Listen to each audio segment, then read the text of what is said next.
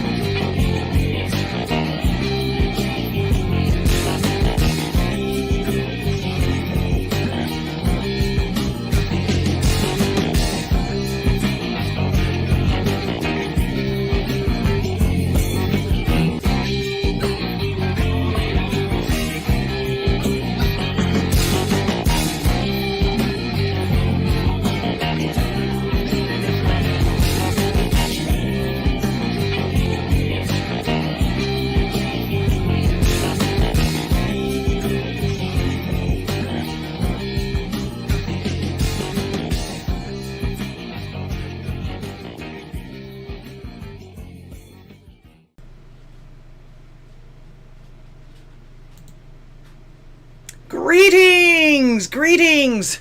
I'm not sure if everything's working. Been so busy watching everybody else today. Welcome to Talk to Me America. Brought to you by Here's What I Heard. I am Laura DeGoddess, your hostess. Thank you for clicking on my little acre of the internet today. Appreciate y'all being here.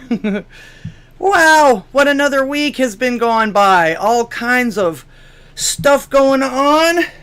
Welcome everyone. I see salty space pirate Yvonne. You guys need to tell Salty and Viva how to. And of course, welcome Pastor Chatelet and Cy. Welcome and thank you. I already have one of these. You get one of these.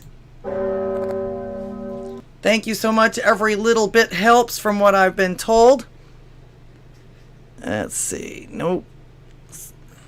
Tyrone never called back, but actually Tyrone was busted.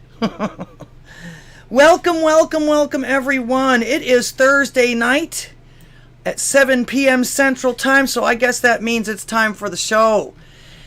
Talk to Me America, where the world wants to know what you have to say. So call me and tell them like it is.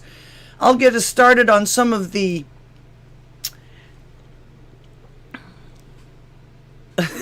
okay, if you don't care, Yvonne. That's all right. All right. Now I lost my place here. What was I gonna tell you? Oh, well, of course, the biggest and the best news that's happened today was that Salty was on Viva Fries and Robert Barnes's what is it? Their podcast or whatever like that as a guest, and I think he did very well. In fact, he did so well that I don't believe him when he says that he has the anxiety that he has. And I'll explain that a little bit farther. He did a hell of a lot better than he keeps claiming that he was going to be able to do. But I believe he can handle himself very well around others. I mean, come on. For fuck's sake. The man tutored children, all right? You don't think some of these parents were going to leave their kids with some raving lunatic that couldn't control his language or his actions and stuff like that, do you? So, if their first impression of him was some berserker that couldn't control himself, I don't think he would have had very many tutoring jobs, okay? There's one of my reasons why. Like I say, a little bit of logic. And you have to be honest, I get a lot of my logic now from Salty. He makes a lot of sense. He always can call out the bullshit, so you can't expect people to learn from him. But, I mean, I also think that this is the actual main situation here. He gets so many requests for that to be on their show that I think his self-deprecation about that is his very polite way of declining. I mean, he doesn't have to be a dick about it. Say, hell no, I'm not going to, usually people will understand if you have a foible or something like that. And of course, if you make it about you, it doesn't hurt as much, if you will. That's the way I look at it. That's his polite way of saying no. Otherwise, I think he'd be doing nothing but that at this point. Excuse me. Now, I had some people tell me that they were going to try and talk him into calling in my show. However awesome that would be, I'm not going to hold my breath for it. Because I also noticed that if he actually does do something like that, he seems to reserve it for people that are at least as big as he is. Meaning like follower-wise or that kind of thing. Popularity as far as that goes. Which, again, normal. It's part of playing the game. It's what you do. Unless you just really, really, really, really believe in somebody and then you want to uplift them. But as he says on the thing, as he says on his shows that people are, and this is something I don't understand either, unless he's got some kind of a contract where he won't do this. That makes sense. That would make sense. But he always uses the excuse that he can't advertise for somebody else paying him a super chat because he's already got people paying for his advertisements on his website. That doesn't make sense. People are paying you for an advertisement. I mean, that's whomever it is he has advertising on his website over there. So that would make sense to me. Let's see. Who do we have here tonight? I want to try and make sure to pay attention to everyone. Tyrone is always working the angles. Yes, I love, very infectious laugh. And I'm glad that he keeps his sense of humor about some of this stuff that he's also angry about as well. I enjoyed his collaboration with America Floats the other night. Connor McKibeb. No, I'm sorry. Yeah. Mr. 5000. How about that? Thank you for being here. 451 Actual, my rocker man. Of course, you guys know 451 Actual runs the radio show on Mondays, Wednesdays, and Fridays. He'll probably be on tomorrow, unless further notice or whatever. I guess 9 o'clock to 3 p.m. I go over there and rock out while I'm doing assorted things. He what is it? He's the background to the ass that you're kicking. Salt Stream is not an infomercial. I comprehend it or not. Well, like I say, I do comprehend it and I get it. That's why I also, and he's the first one that'll tell you, question him. So I will. But like I say, I know the game. And I actually hope to get there someday, but I don't think I'll ever be in his league. So, once again, I won't hold my breath for his phone call. Of course, if I do get a phone call from him, I'm probably going to be just like he claims to be with doing interviews on other people. I'll probably be so fucking flabbergasted I won't be able to talk. So, that's not a bad thing, though, because that's the whole point. Let him take over. That's, if I want to, call me and take over. Learn me something else, which actually, like I say, I watch his stream all the time, so tomorrow. Salt Stream is not an infomercial. You actually could say that to an extent, but he even said today on Viva Fry's stream that his main goal is what?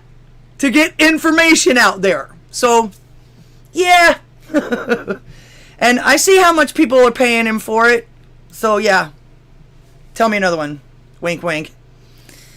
Anyway, some good news out of my compound. I'm not taking this...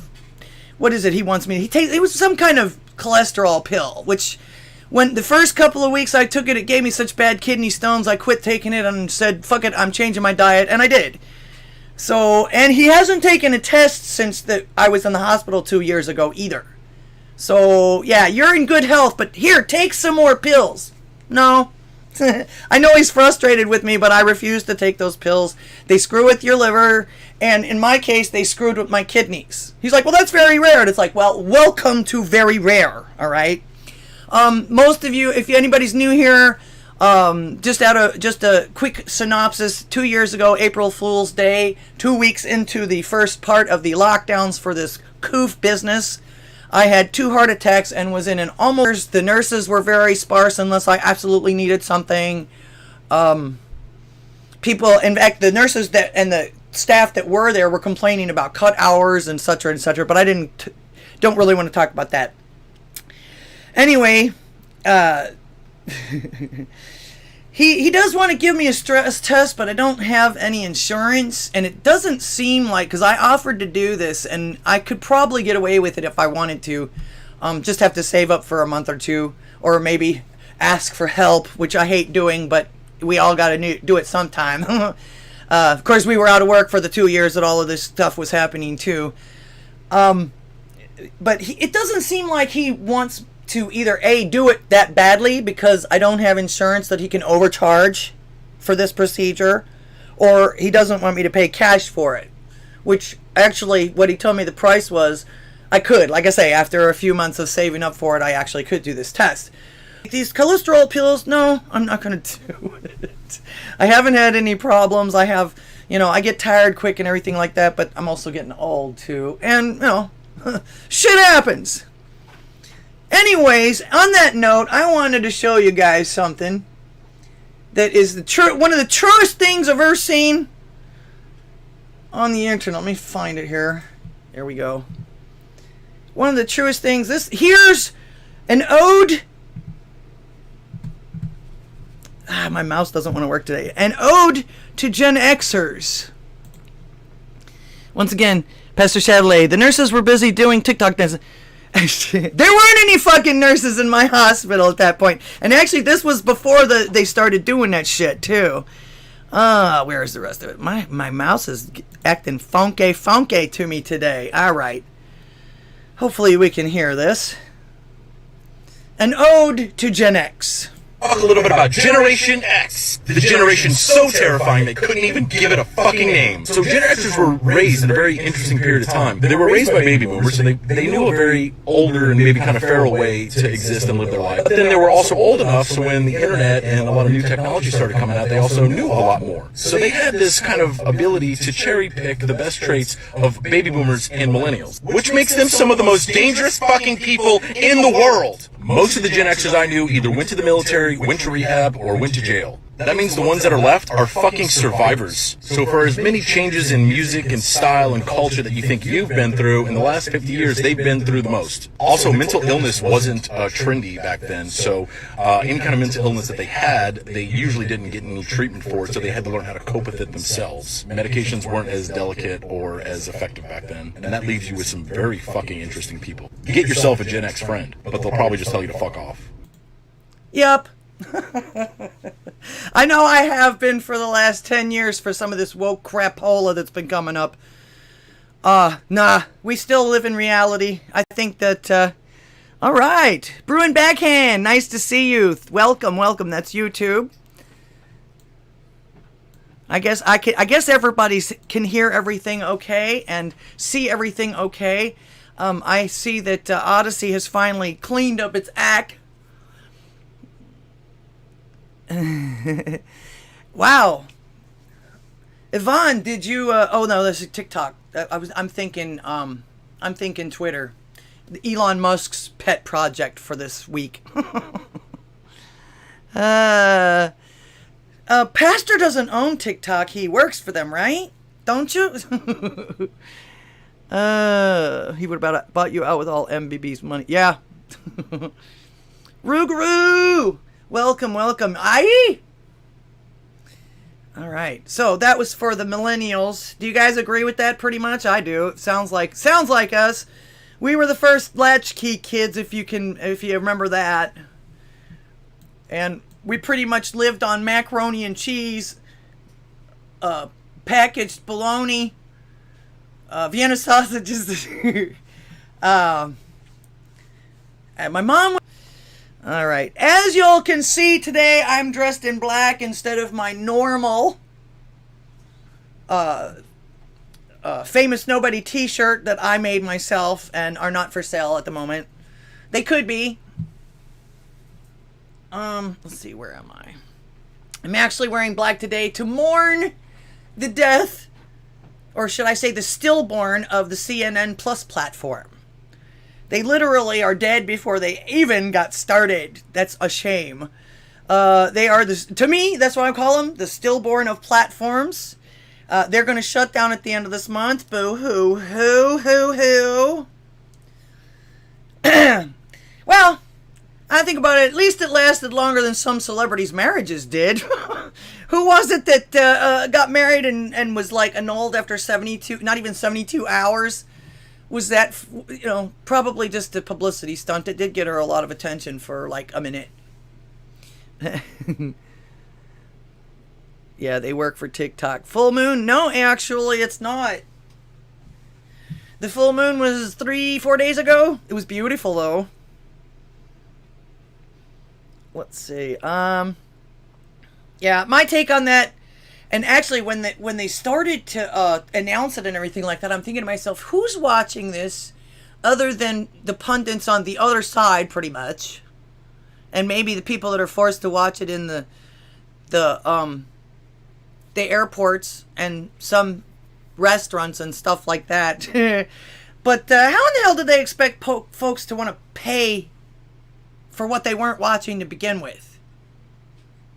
I mean, and that actually just tells me how out of touch and weirdly untouchable some of these huge corporations are, because you can't do business that way. You just can't do business that way.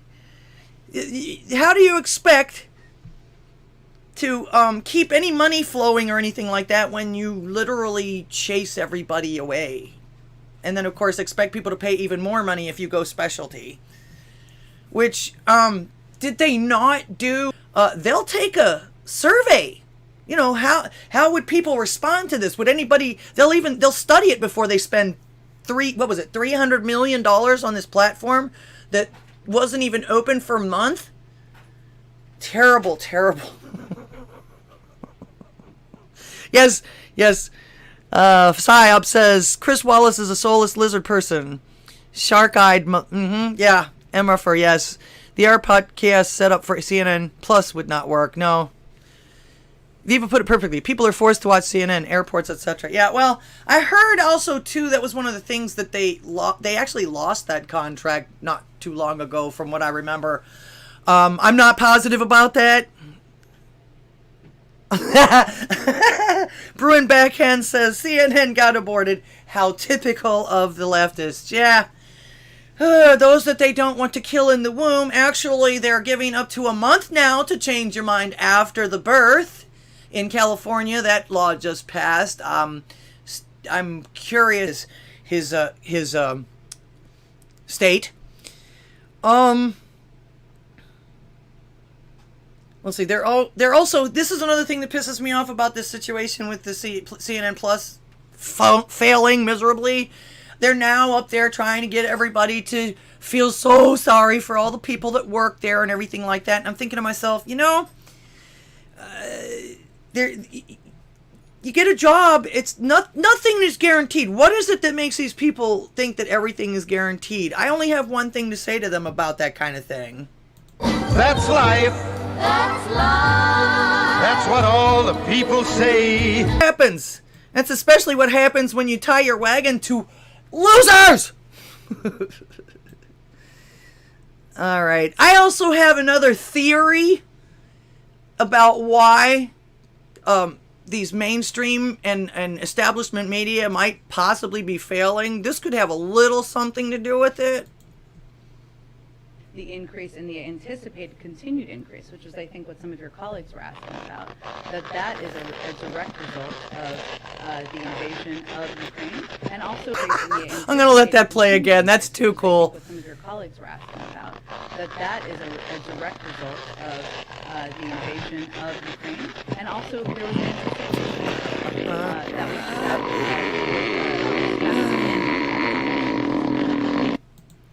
I wish I was a better memer, but I'm glad that a lot of people do this kind of thing, and I'm able to share them with everybody. Like I say, I'm pretty sure. Excuse me, I'm pretty sure that's one of the reasons why they're losing their asses and trying to walk back on a few things. One of the things I was asked over the week was about whether I was concerned about Beto O'Rourke. Only in so much as the fact that he might possibly win the governorship here, but he's another one. Typical, as soon as they think that they're losing on one thing, or notice, or find out that they are, they start trying to steal everyone else's ideas when you know damn well they don't mean it. As soon as he gets in office, he's talking all this 2A shit now and everything, and he's talking all this border wall shit thing and everything now.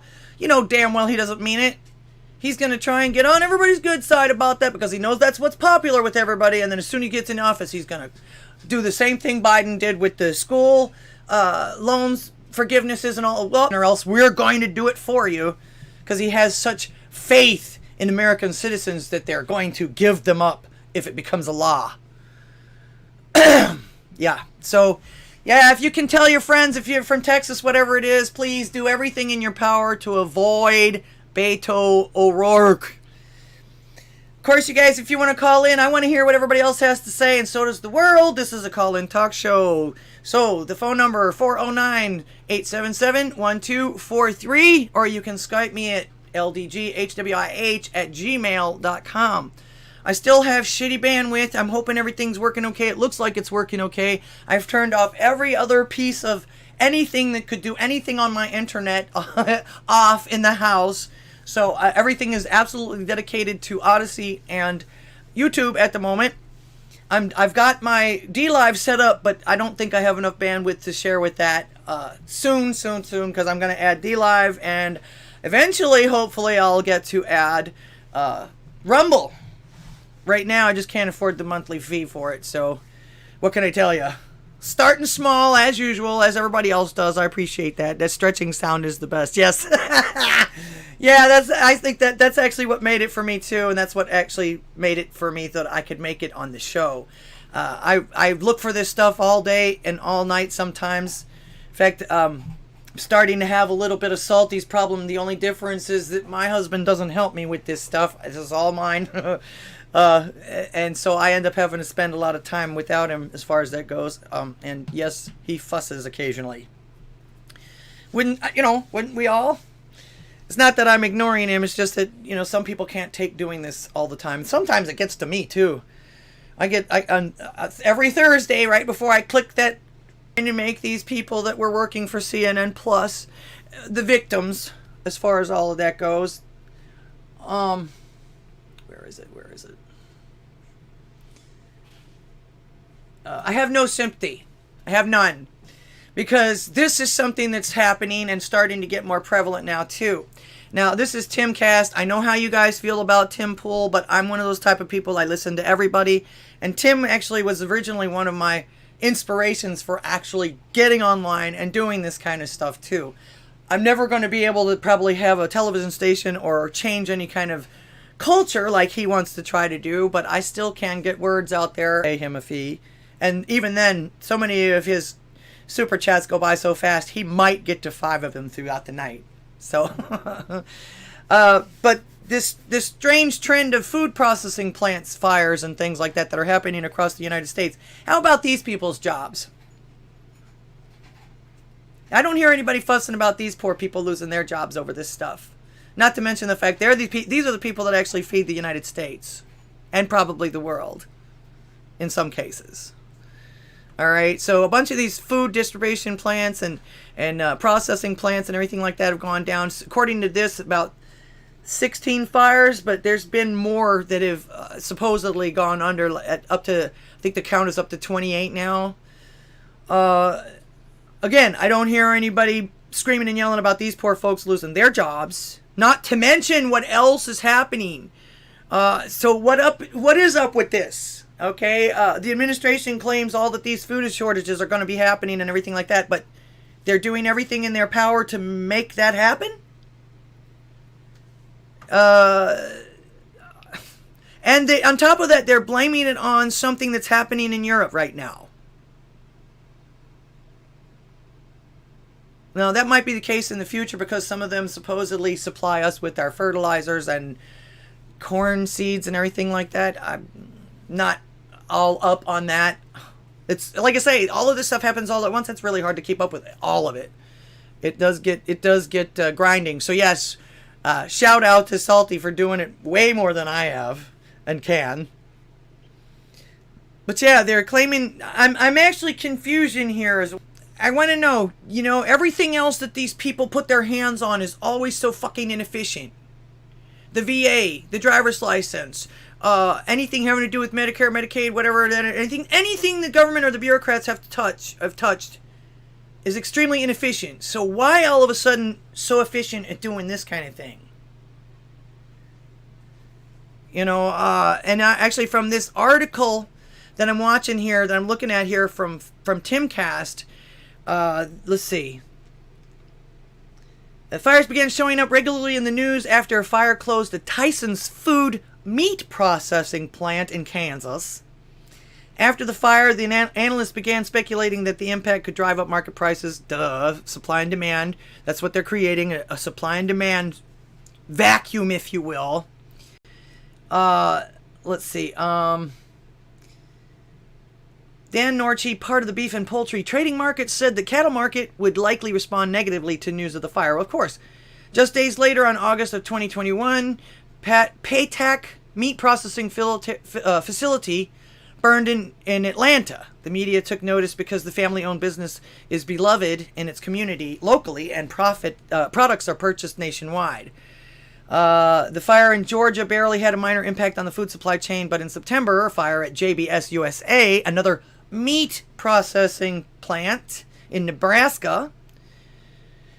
Then the trend continued. February, Shearer's food processing plant in Hermanston, Oregon burned down, leaving 2 employees injured. On April 13th, Taylor Farms food processing plant in Salinas, California. All of these seem to be meat processing plants. So they're targeting the meat processing plants, most of them. That's true too, Cy. Large Walmart distribution center burned to the ground a few weeks ago. They may have been an accident, but it still helps their, I guess you could say, their plot, whatever. Yeah, jobs that actually matter, Bruin Backhand. You're correct. You're correct. So yeah, and I was gonna say, this explains, I guess you could say, again, the supply and demand. The reason why prices are going so high. They screw up the supply, make it small, make people want it more and more and more, and people are willing to pay more and more and more money for it. That's how it works. But they also have been pushing this idea that we need to get our protein from lentils. And then, of course, when are they going to start doing something wrong with those? And bugs. No, thank you. You can have my share of bugs. In fact, like I say, I actually would be more prone to even think of doing that if these people that are telling us that to do it would actually do it. Not just try it on TV once or something like that. Show us your kitchen. Show us this. This is your diet all the time. Mealworms. Come on, show us your shit. You know what I'm saying? If you can't do it, don't expect anybody else to want to do it either. Who sets the fires, I wonder? Yeah, that's something no one will ever know. And of course, I guarantee you the alphabet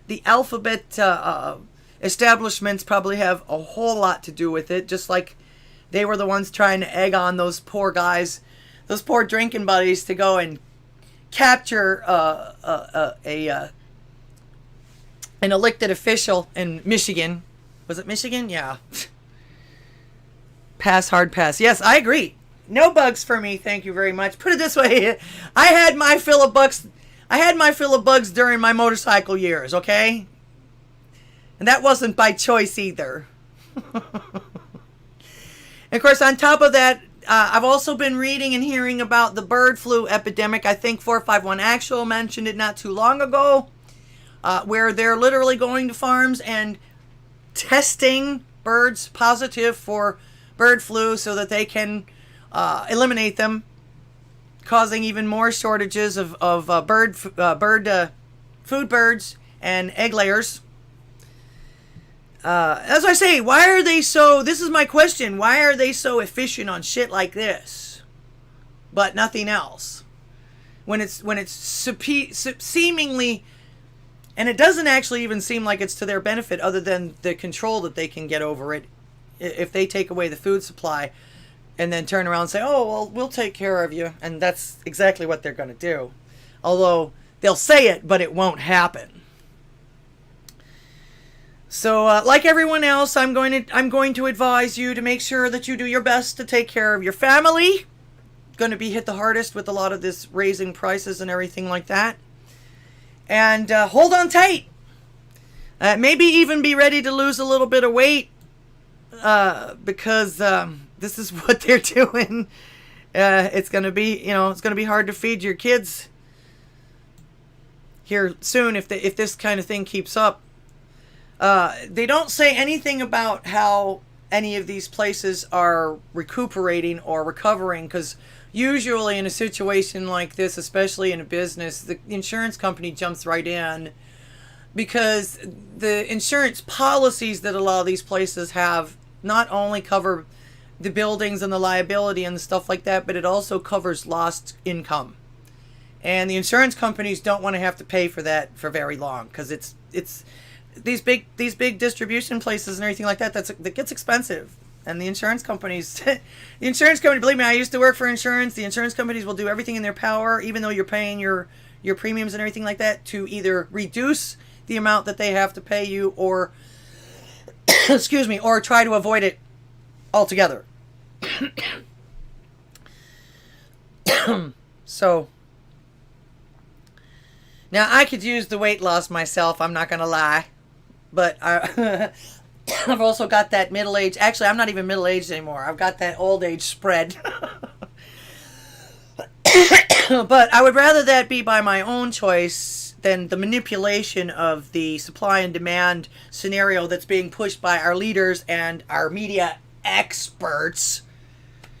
Which we have another expert. They're trying very, very, very hard to re-implement the mask mandates again. So, I'm still going to say absolutely not, like I always have. All right. I hope you guys had a really, really great holiday. Sunday was the holy holiday of Easter, where our Lord and Savior has risen again. We had a really, really good weekend ourselves. We got to spend it with family and have a great traditional Sunday dinner with the family. Ham and green bean casserole. Sister-in-law made some Easter-oriented desserts or something like that. Usually by the time I'm finished with dinner, I can't do dessert until the next day or something. So, however, I've got to know. Let me see if I can find it. I know it's here.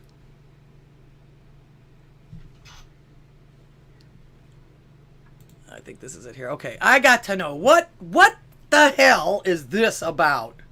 Come on, Mousy.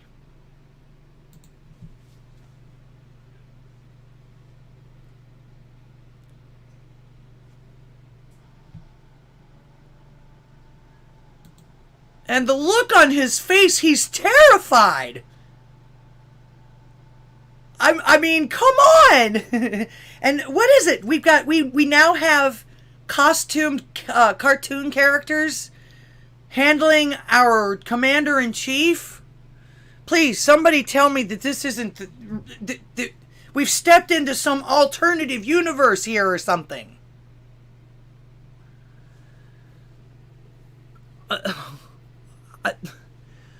It seems like he got a really weird surprise during this holiday, and I don't get it. I don't get it. I've seen it a million times. Everybody's doing this and that about it, but this to me says it all. In fact, you know what this reminded me of? I don't know if any of you are into old movies or anything like that, but this reminds me of Harvey with Jimmy Stewart. Remember the big 6 foot 3.5 inch tall white rabbit that kept talking to this guy, and they kept trying to like put him in an asylum and whatever like that. He ended up being sweeter than all the whole rest of the cast in the movie, including the ladies. But yeah, this right here tells me this man needs to step down. If that's put it this way, my 3-year-old grandson doesn't look like this at a rabbit like this. Or a bunny like this. In fact, he couldn't wait to go see the Easter Bunny this year. So, yeah. What's the deal here? The bunny's Bahamian Libertarian. Welcome, welcome. Ava! Welcome, welcome. Haven't seen you in a minute. Connor Mr. 5000. Do they pay some Antifa thugs or protest groups like that? Probably. You never can tell. Yeah, this is crazy. This is crazy. And like I say, the first thing that I thought of was Harvey, the giant rabbit in the movie 1955, I think it was, Jimmy Stewart. Not to mention also too afterwards. Now I don't have video of this. I didn't have time to get video of everything this time. I do have another life, or an actual real life other than this as far as that goes. But I also saw in a few videos that Wifey Poo, they were going to read to the children, and Wifey Poo pretty much told them to sit down and shut up like he was a 5-year-old in timeout. She literally put him in timeout. Until he whined about not being able to read. So she lets him read. He couldn't wait to read Brown Bear. But yeah, she literally put him in timeout. That was just, ugh. All right. I guess you guys absolutely adore listening to me talk because no one's calling. That's okay though. I expected to start out slow and things have happened. Everybody knows about that already.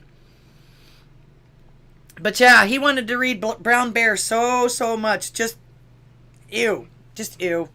Sorry. In fact, I bet you, I don't know, but I bet you any amount of money if this guy stands around and talks for a long amount of time. We haven't seen it yet. But I get the feeling if this guy talks for any amount of time, we're going to start seeing that white shit in the corners of his mouth. Talk about nasty. Talk about nasty. Not to mention the fact, on top of all of this, after this scene here and the scene with his wife being put in timeout, I'm literally hearing this. Joe Biden reportedly told Barack Obama that he's going to run again in 2024. Now somebody's got to have an opinion about that. So give me a call. 409-877-1243. Tell me what you think about this. This is ridiculous. I haven't heard. This is, and that's not all. That's actually not all. At the same, almost in the same feed, and I think here, oh no, but not by the same company. This is the New York Post.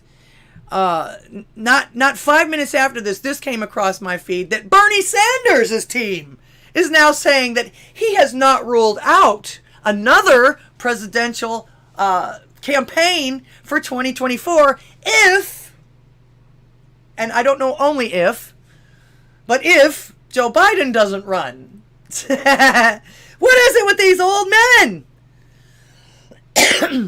I can't even begin to imagine how in the world. Well, I was going to say, I guess that's part of the dementia. He doesn't realize he has so much dementia that he's got dementia. I was gonna say I had one thing to say about that too. Let's see if I can find that clip that I made earlier. I thought I had it pulled up. So, but yeah, you got Joe Biden is contemplating re-election, or is actually going to go for re-election in 2024. Is he even going to make it to the 24th of this month? I mean, yes, I agree, Bruin Backhand. If that little poo emoji is for Joe Biden and Bernie Sanders trying out for 2024, actually, I got to be honest with you. I hope they do. That'll give us a chance to soundly round them out. Out! Out, damn spots! Out, damn spots! Let's see, where is this?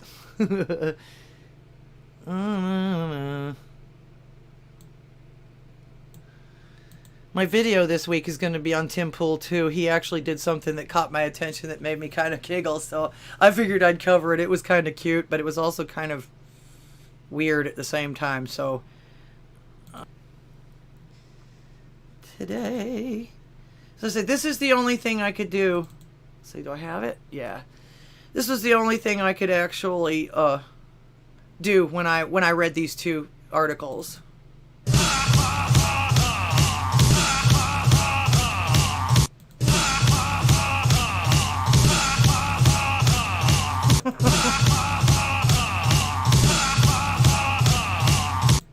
Little Devo in there for you, but yeah, that's this has been, what can I tell you? Sanders is a corpse. He needs to just let it go. Another sock puppet. Yeah, well, they both are. So that's what makes me laugh so damn much about this. But again, let it go for it. Go for it. That's when we need to soundly round them the fuck out of here. Gone. Goodbye. No more votes for you. No, thank you. In fact, I'm surprised that Bernie's even thinking about it. His supporters must have really, really, really, really stuck with him. The ones that were on Twitter threatening violence to anybody that was against him at that point. And how many times have they screwed him over? Yeah, Ava. You're right, Cy. Sanders is a corpse. They're all a corpse. And if he's not a corpse, you can call him an old commie, because that's what he is. Anybody that even wanted to, not much less did, honeymoon in the Soviet Union is a commie. You're a commie. Not to mention the fact, doesn't he think that standing in line for bread and food and things, that's a good thing? That's a good thing! To be honest with you, obviously, he's never done it. Otherwise, he wouldn't say that shit. Not to mention the fact his little hypocrisy with the millionaires and billionaires, which when he became a millionaire, he only started going after the billionaires. So, not in my backyard. As long as it doesn't affect me, let's do it. No. No. No. Thrilla in the diapers. Yeah. That was something else. Actually, that reminds me something else that Salty mentioned to Viva and Robert was about the fact that now we're keeping the fact checkers busy, which that's not hard to do from what I can tell who they are. You know, just get on their radar and they'll be on your ass no matter what you say after that. So, but yeah, keep up the good fight. Distract them over there so we can get our shit done over here. Just like Trump used to do. Alright. Actually, this has been kind of a good news week for me, and this is more good news. The Republicans in Florida are voting. The legislature has voted to dissolve Disney's special district. What is it? Let's see. Yeah, the districting that Disney has pretty much is they're like their own country or their own state, which in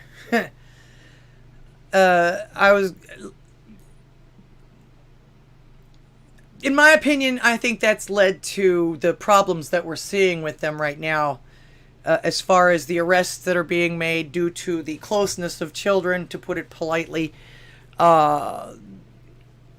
But I'm going to show you what they did during this legislation when they voted for it. Let's see. It is my hope that we will be able to proceed civilly and with decorum and with respect for one another. Read the next bill. By Senator Bradley, Senate Bill 4C, a bill to be entitled an act relating to independent special districts. Yeah. The independent special districts, they read it off. I don't know. They must have had to block it out because they were given personal information or something like that, maybe. But I'm gonna take it to the end because this is about 1:30, a minute and 30 minutes. They get to the voting part here. Motion is not debatable and requires a majority vote. All in favor, say aye. All opposed, no. Show the motion passes. We will now proceed to call the previous question. The clerk will unlock the machine and members will proceed to vote on Senate Bill 4C. Have all members voted? Have all members voted? Clerk will lock the machine, announce the vote. 70 yeas, 38 nays. Show the bill. I'm thinking to myself, who is it now these days that actually accepts anything from these screeching zombies? Or what is the screeching people that suck the life out of you? the mystical creature the sirens, a siren. Well, they're screaming, screeching like sirens. And notice if you go to this place, it's called Florida's Voice on Twitter. If you go to that, you'll notice throughout the whole 1 minute and 30 seconds, the people that are doing and conducting a business are ignoring these people. They're ignoring them. Ah, my coffee's here. Thank you, baby. All right, bottoms up for everybody.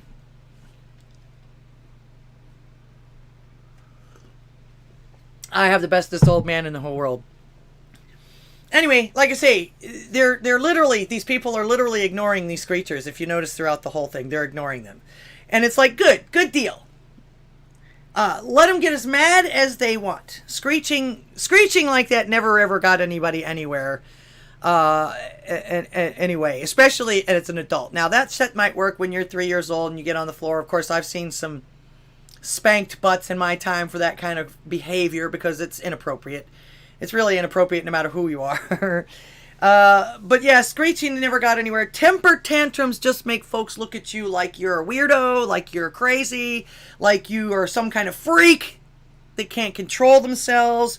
Most of the time, they'll slowly but surely just kind of fade off into the abyss and not deal with you anymore.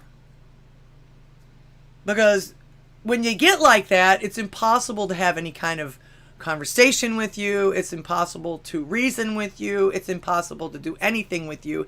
And the worst part about it is that even if you do get your way, you're never fucking satisfied anyway. You're just going to start screeching and yelling about the next thing after that. Oh, well, they gave me that, so let me see if I can get away with this too. It's like American Citizen's been saying on his feeds lately. No more tolerance. We need to ignore them or shut them down. No, we're not doing this. You don't like it? Go do your own thing like you keep telling us to do. And then when we do our own thing, you try and ruin that too. That's why I say, when you do get your way, as much as you scream and yell and holler about all of this stuff, it's never enough. You never stop. So, done. I've been done for 10 years. Hence the millennial. You can be my friend, but more likely than not, if it's something that I don't care about or that I want to hear, you're going to get the F word from me. I've been telling these people for 10 years. No, I'm not accepting that. I won't. You won't hear that coming out of my mouth. You're never going to convince me of what actual biology has always said for the last umpteen million years or anything else. You can pretend to be whatever you want to be, but I choose to live in reality.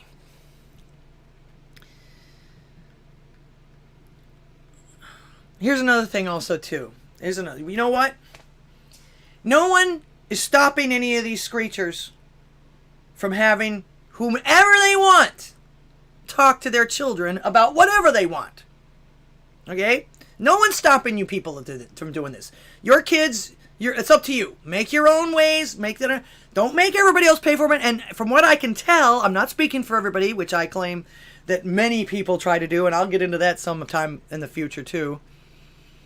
But from what I can tell, a majority of the people do not want anyone from any orientation speaking to children under 12 about these things. And actually, you shouldn't be talking to anybody except for if it's a consensual thing. But kids don't know that, and kids don't know the concept of consent.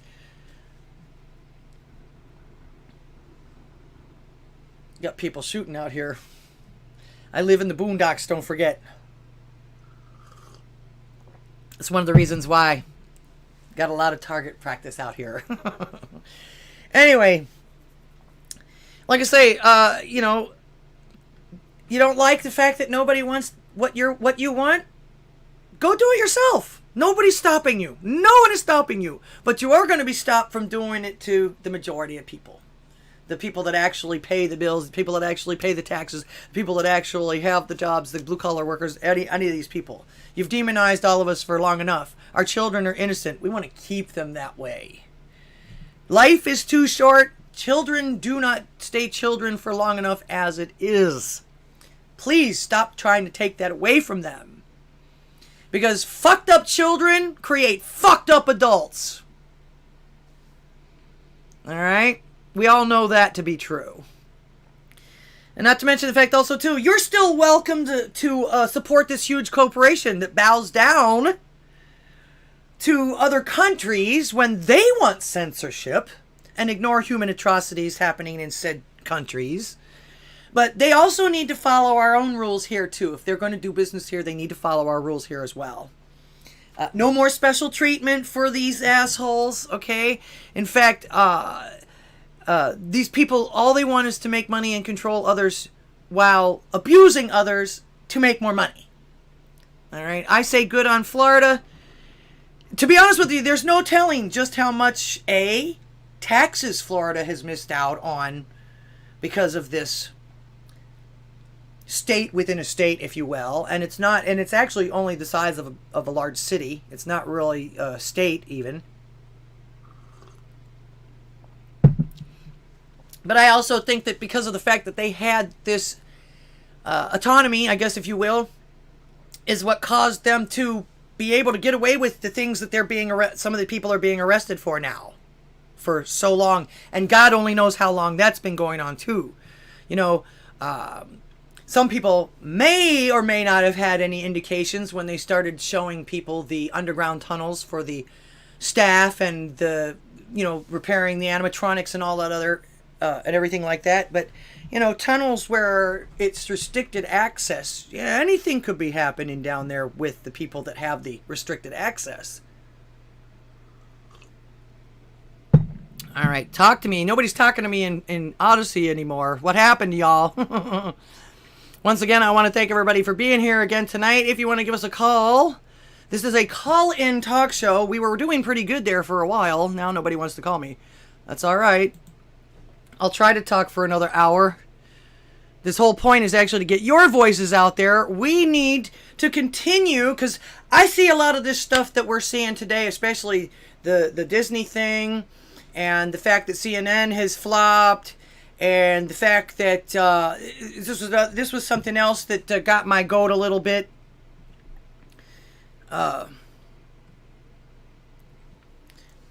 Was the reporter who didn't get enough attention, crying about how much attention she was getting, how much negative attention she was getting on ABC, who supposedly lies about her age. In fact, I was hearing all these jokes and I was seeing all these memes, but I had no fucking idea why.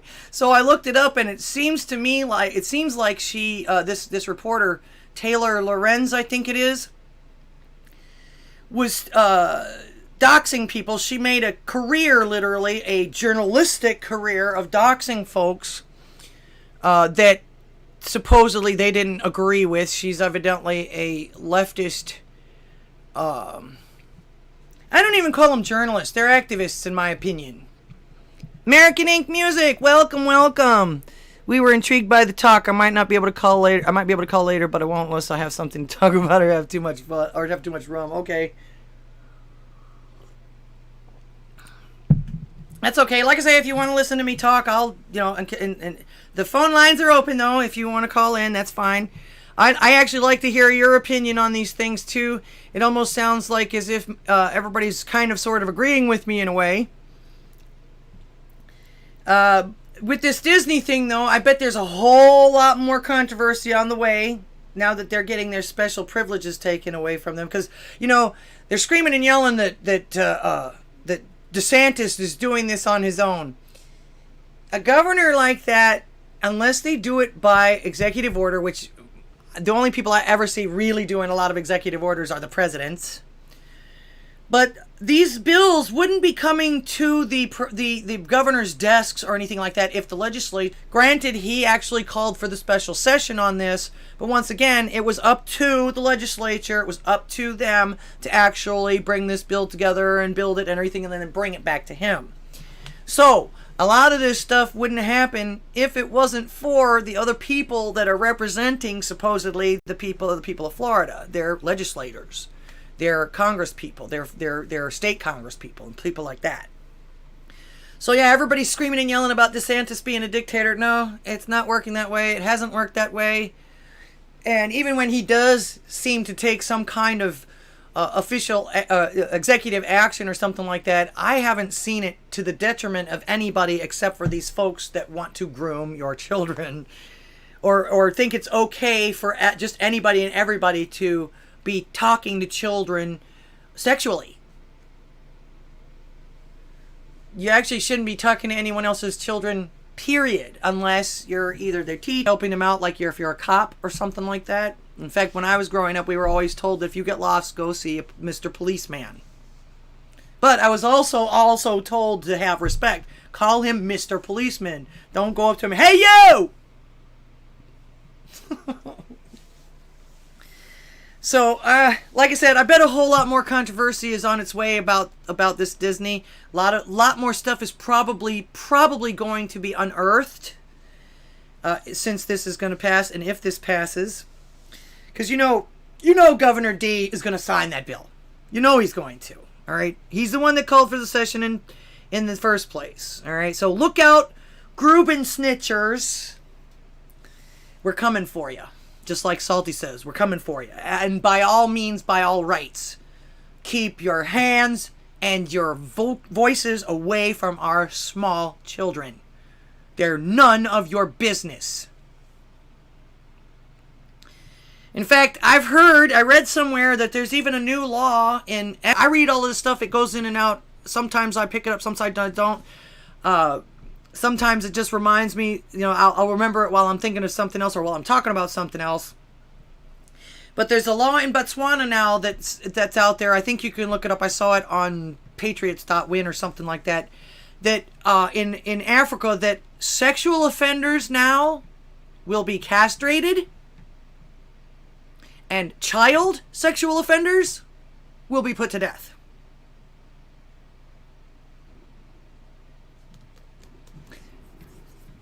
That's, you guys can have your own opinions on that, but I hear a lot of talk about wood chippers when it comes to the people that want to be too close to children, inappropriately, if you will. So imagine that! A country in Africa does more than the United States does to stop that shit. The United States, the freest, one of the freest nations on earth, isn't doing anything to stop that crap.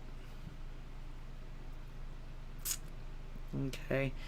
We were talking about Taylor Lorenz earlier. There's another one of those folks that I had absolutely, really and truly had no idea about who she was until she started bawling, until they started making fun of her bawling on ABC News or whatever it was, screaming about, she didn't get, and the thing is, she didn't get enough attention, screaming and yelling about the attention that she gets all the time being what she does. That wasn't enough for her. Because what was it? Not even a week later, she goes out, makes it her mission in life to dox whoever was behind Libs of TikTok. Now, again, I'm not on Twitter. I've heard about it. In fact, supposedly they're blaming Libs of TikTok for the new laws that are getting placed in Florida with regard to the parents' rights in education, whatever it is they call the Don't Say Gay bill, which the bill didn't. So, yeah. How ironic was that, right? But, yeah, here she is, not getting enough attention, using an extremely popular Twitter account, I guess, to get more attention. Now, everybody knows her and has her as a household name, but not Probably not the way that she anticipated it, but she may have. In fact, in my opinion, she's what I would consider a new form of mean girl. One of those kinds that can dish it out but can't take it, but she's on a bigger scale because she's got a big corporation backing her up that kind of allows her and like encourages her to do this shit and backs her up. Of course, somebody said she was an ex-employee, but I'm sure that they still back her as far as that goes. She still writes for them freelance or something like that, or whatever it is she does. But yeah, going up to somebody's house. Now, if I would have been that person's relative and saw her at the door, I wouldn't have answered it.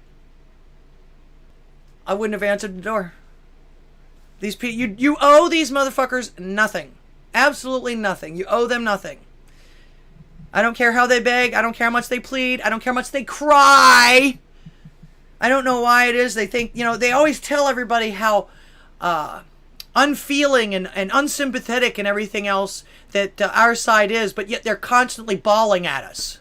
Oh, please feel sorry for me. Please feel sorry for me. It's like, you've already know that's not going to happen.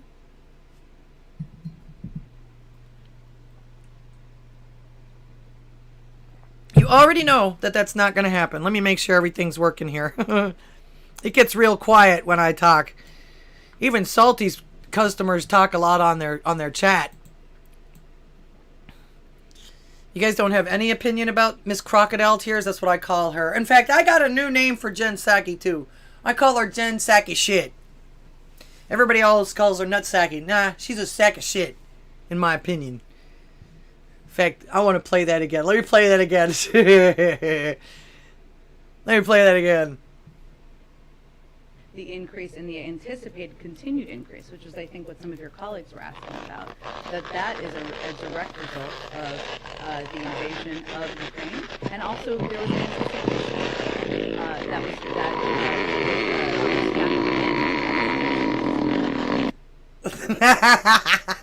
I wonder, you see that thing going through. I wonder if that's going through all of the reporters' ears and everything like that. They're just going through the room and doing all of that.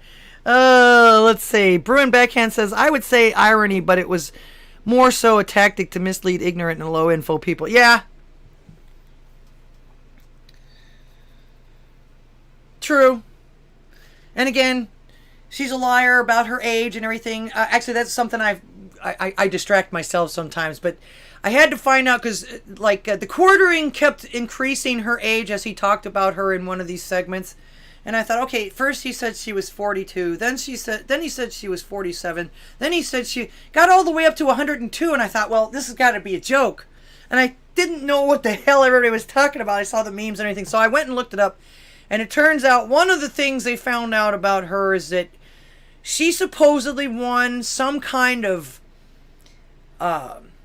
Success Under 40 award and lied that she was only 35 when she was actually 42. She was actually over 40 when she got this award or whatever like that. So everybody's making fun of the fact that she's lying about her age, which actually, shame on her. Shame on her. Another one of the situations where you took something away from somebody that was legitimate by being illegitimate and lying about it. You're an asshole. You're garbage. You're garbage. Why would you do that? Aren't there enough awards on your side of the thing? And hell, if you gotta have an award that much, make up your own fucking award. Nobody cares anymore. Hell, you make up everything else. Including all your hit jobs and everything like that. That's another thing that really blows my mind about some of these people. They do this and do this and do this and do this and ruin lives for a living and don't think it's ever, ever, ever, ever going to come back on them. And then when it does come back on them, they can't figure out why. They can't figure out why. I'm so great. I was so great. I was doing such good work. How come everyone is against me?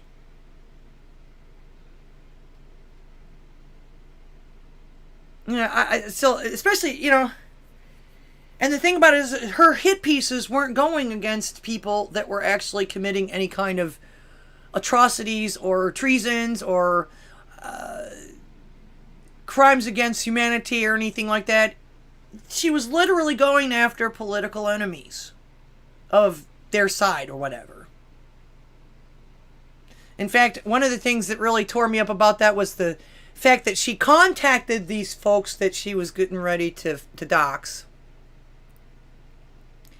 Gave them a deadline, like she was some kind of authoritative figure. She was going to take away their livelihood, which actually she did, or tried to. She was going to take away everything that they own, or she was going to be able to punish them somehow or another if they didn't respond to her within a certain amount of time before she outed them as some bigot. Who the fuck does this chick think she is? You really just think you can snap your fingers at the average American citizen or the average TikToker or the average YouTuber or anything like that and just demand that kind of response under duress, under threat? Who died and left you queen? Yeah, who do you think you are? Who do these people think they are? Mr. 5000 says that Jen Psaki Shits should have impaled her. Yeah, it's actually too bad that it didn't, but this is funnier, actually. I don't want to see blood. That's right. A prime example, Ethan Klein lost all sponsors for his H3H3 podcast. Okay, sorry, I'm not aware who that is. But yeah, it shouldn't have. Even if he was claiming Nazi shit. You know what I'm saying? We've got the freedom of speech here. You also got the exact equal and opposite freedom to not listen to or criticize that person. In fact, with the freedom of speech, you may even be able to turn that person into somebody else, into something else, into realizing that they were wrong about these things, about that kind of thing. But if you just shut people down, you just make them not want to have anything to do. They're going to probably dive into their own beliefs even farther. It's like, oh, well, nobody wants to listen to me? Well, I'll show them. I mean, and that's just human nature. I don't know how long a lot of you people have been alive and who you deal with and how you've dealt with them over the years. But actually being in show business and dealing with people from every kind of walk of life that you could ever think of, I've heard some stories that I just have blown my mind. I wish I could forget them. But people are weird, you know. But I've never shut any of them down. I've never told them that they can't say these things. I either argue with them or I don't. It's their right. It's not my right to take that away from them, and it's not her right to take anything away from anybody else while complaining that people are doing the same to her, which they're not actually. I consider this, after all that she's done and all that she's gotten away with, I consider this being held accountable. And you know what? She can't handle it. Although I got to be honest with you, that little thing that she did on ABC that she didn't get enough attention for, that she felt she had to go out and grab somebody else's spotlight for, was fake. Phony, phony, phony. In fact, if you look real closely, especially when she pretends to break down, she looks over at the camera. Oh, is this a good shot?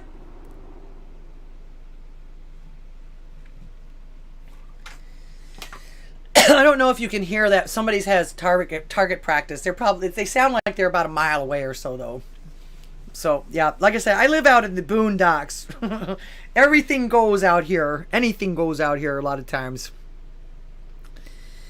So, yeah, she did. And also, too, how in the world did she ever not think that anybody wouldn't eventually fight back?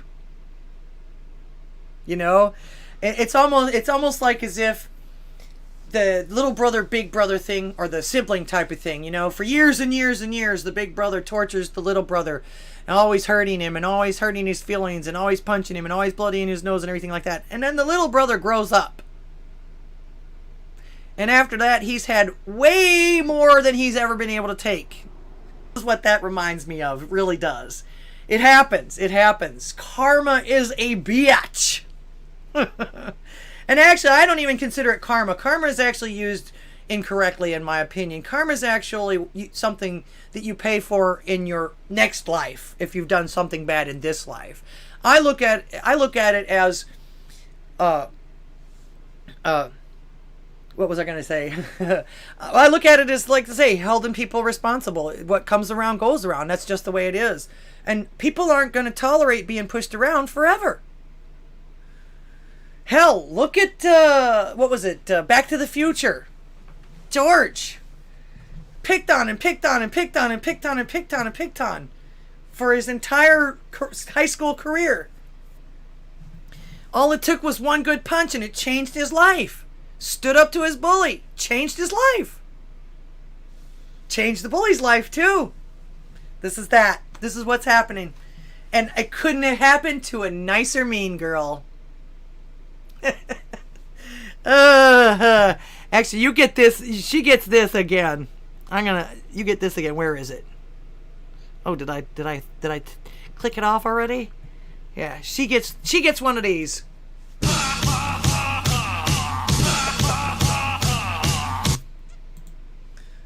And if you don't like me laughing, too bad. You brought this shit on yourself, girly. All right. Like I say, in her case, welcome to the internet, babe. Welcome to the internet. I can't believe that you didn't know before now that this is what happens on the internet. This kind of thing. And in my opinion, without the freedom of speech, she'd continue to get away with this stuff. She would have continued to get away with this stuff. Like I say, you have the freedom of speech, but you don't have the freedom of not getting consequences because of it. And nobody's telling you not to say this stuff, but they're claiming their right to talk back or ignore you. Or, like the legislature was doing for these screechers. That's why it's time to start ignoring these people. They're only just going to screech and yell and everything else. They have no solutions. They don't ever talk to you about anything. They just want to yell in your face and shut you down.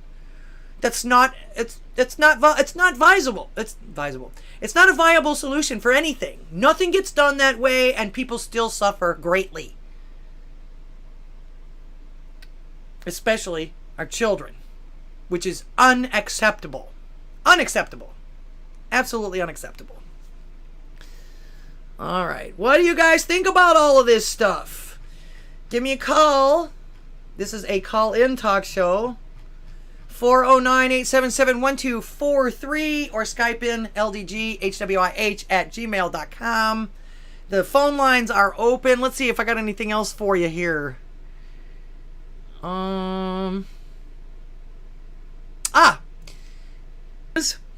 New York Post, and I'll read you this while I'm waiting on another phone call, if we have one.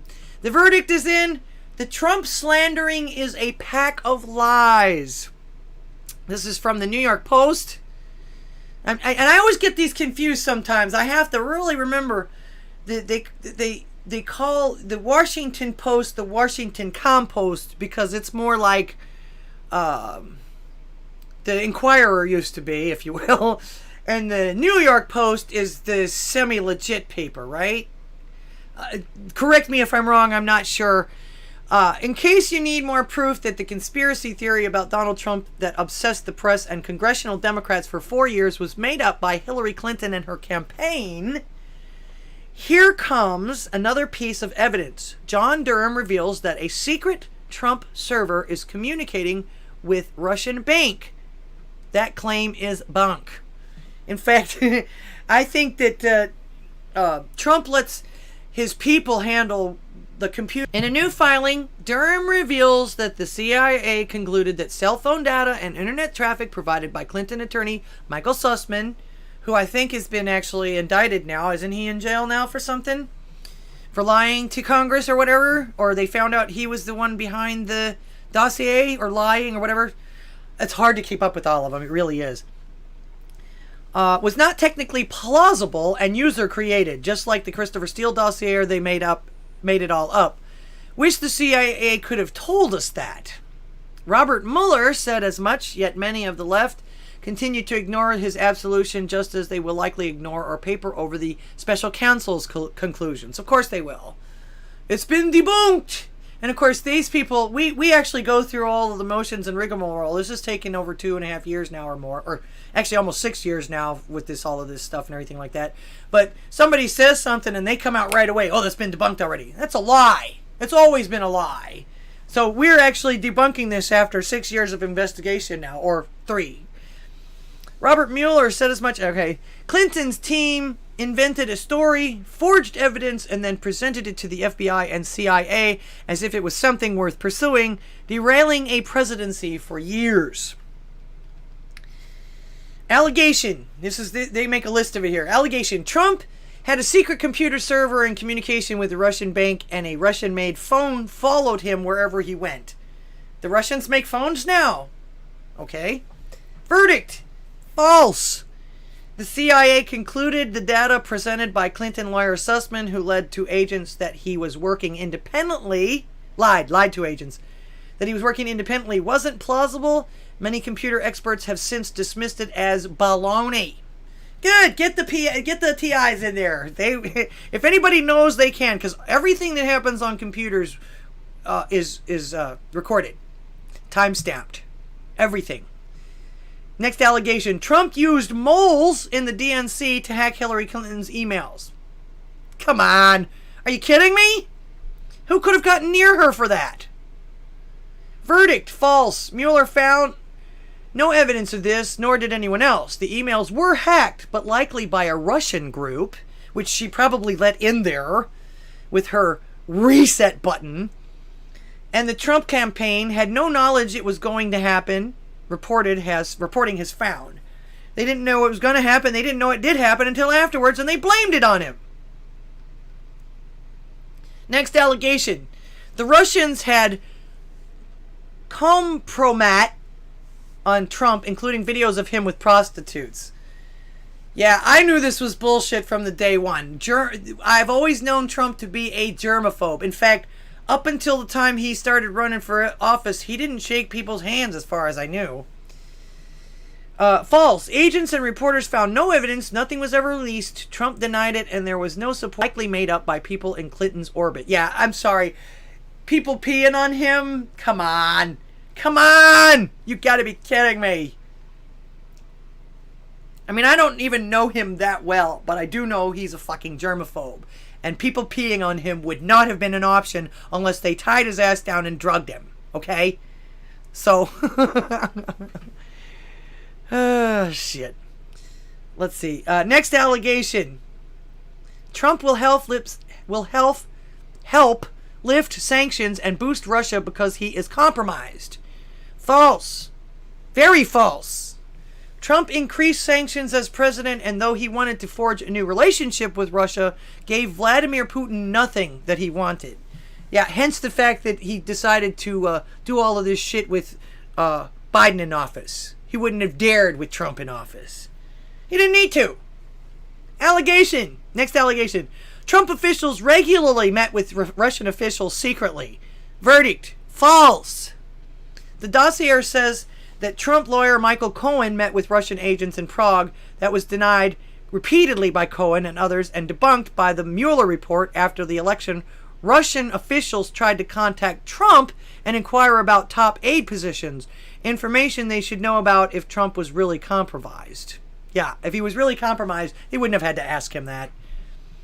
We could go on, but much of the dossier and DNC allegations against Trump are he likes Russia. And actually, that's wrong. He doesn't, And also, I like the fact that he would rather get along with our enemies than not, because you see what's happening now. We're not getting along with our enemies, and you see what's happening. People are being eliminated, both physically and digitally. All right.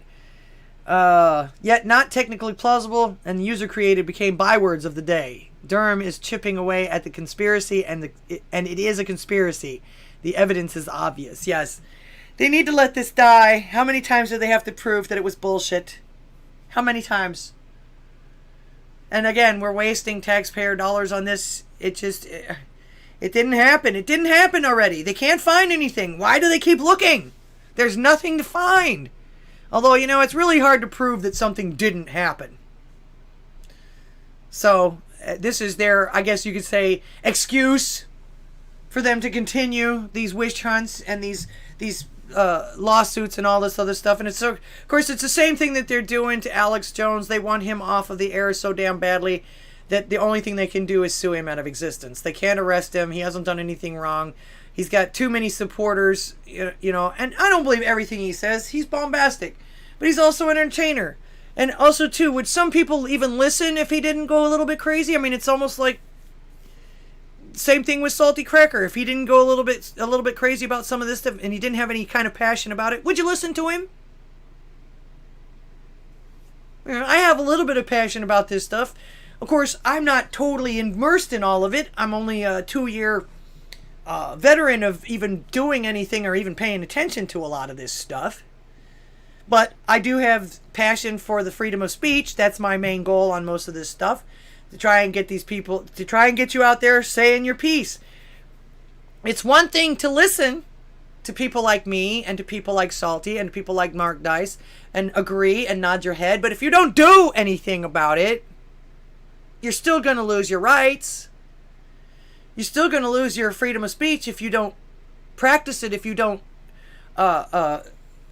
keep doing it, keep refusing to comply with their shutdowns and their cancellations. Just like with Libs of TikTok. She says, do you think this is going to intimidate me? No way. No way. In fact, it just makes me more resolute because it tells me that I'm right on the money. And she's not even really doing anything. She makes no comments. She posts what other people are claiming and bringing it to the attention of people that need to know who is dealing with our children. You know, the college is going crazy like this and everything, that's one thing. Do you start touching our babies? No. But because by the time you're college age, yeah, you can make your own decisions. You're still somewhat impressionable, but you can still make your own decisions.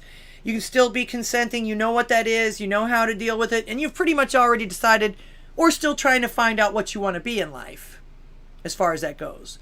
Children don't have that. They haven't been taught. They don't know anything. They're innocent. They're sponges. But that's why they try and get a hold of them. If they make it normal to begin with them at their most impressionable age, they can do anything they want to them in their old age. And it's like I said before, screwed up children make screwed up adults. Now, I've been told there's an old proverb out there, I don't know who said it, but nurturing and loving your children and making sure that they're taken care of and protected while they're children is much easier to do than trying to fix them once they're grown.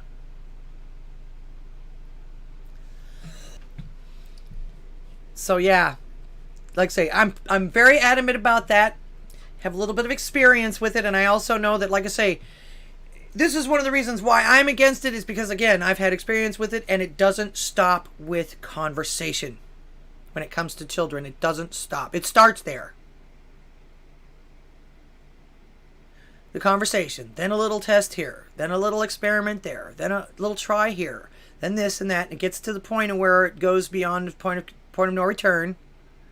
But it doesn't stop there either. That person knows that they're doing wrong. So that then comes the mental abuse. Oh, you better not tell anybody or else. They'll go after your family. They'll hurt your mom. They'll, it doesn't stop at just the conversation. It gets terrible. And it gets even to the point of blackmail. Emotional blackmail. And also trading favors as far as that goes. Oh, if you take care of me, I'll make sure. They turn it around on you. I'll tell on you if you don't do what I'm going to do or what I want to do. Okay, and I'm not being, what do they call the hyperbolic here? All right, I'm not being hyperbolic. This is it doesn't stop at the conversation.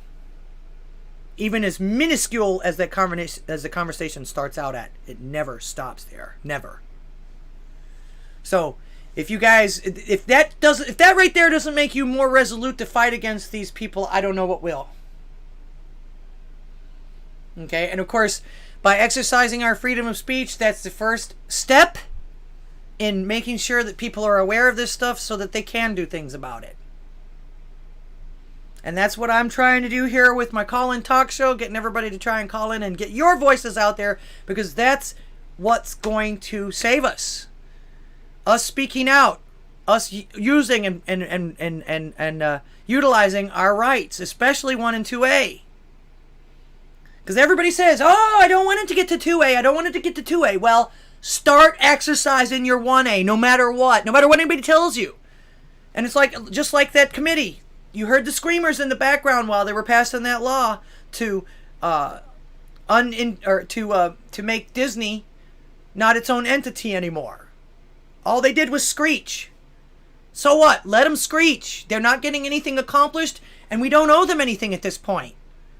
You can't even tell what the hell is on their mind other than the fact that they don't want you to do what you're doing by a screech. If you can't coherently tell me something, you can't coherently talk about this, or you can't coherently take any fucking action on this stuff, then your points are mute. Your points are moot. Not to mention the fact that it also makes you sound like you don't know what the hell you're even talking about. Because you're not talking, you're just screeching. So yeah, it's time to start ignoring these people. It's just like American Citizen said. No more tolerance for this stuff. Let them screech in your ear, let them call you whatever they want, everything like that. Don't give in, don't back down. Keep exercising your freedoms, period. Don't comply. These people aren't in charge of you, and if you have to go down to a personal level as far as that goes, these people don't pay your rent. They have no impact on your life whatsoever. If they come at your jobs and everything like that, be prepared. You know, again, they shouldn't impact your life. You should start telling your bosses, unless they're woke or whatever like that, ignore these people. They don't know me. They don't know what's going on. They're lying to you, period. Get the jump on them if you have to. I've done it. Of course, I'm not too worried about that. The most thing I'm more worried about than anything else is my family. You can come after me and do anything you want to me.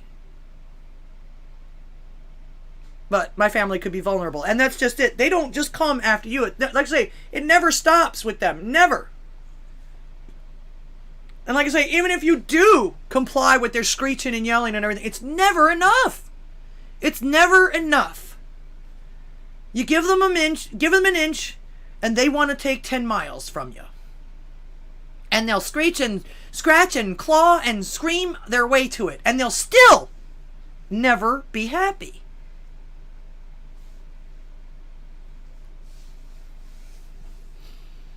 All right, we got about a half an hour left on here. Actually, my biggest thing now, and my biggest worry now, is the fact that not only are they telling us, and they always do, if you listen closely enough, these people always tell you what they're getting ready to do, especially on the left. It's almost like a comic book villain type of thing. I'm gonna do this. And the thing about it is, we listen to them and we don't believe them because nobody does anything about it. Then they go and do this stuff and they can't figure out why.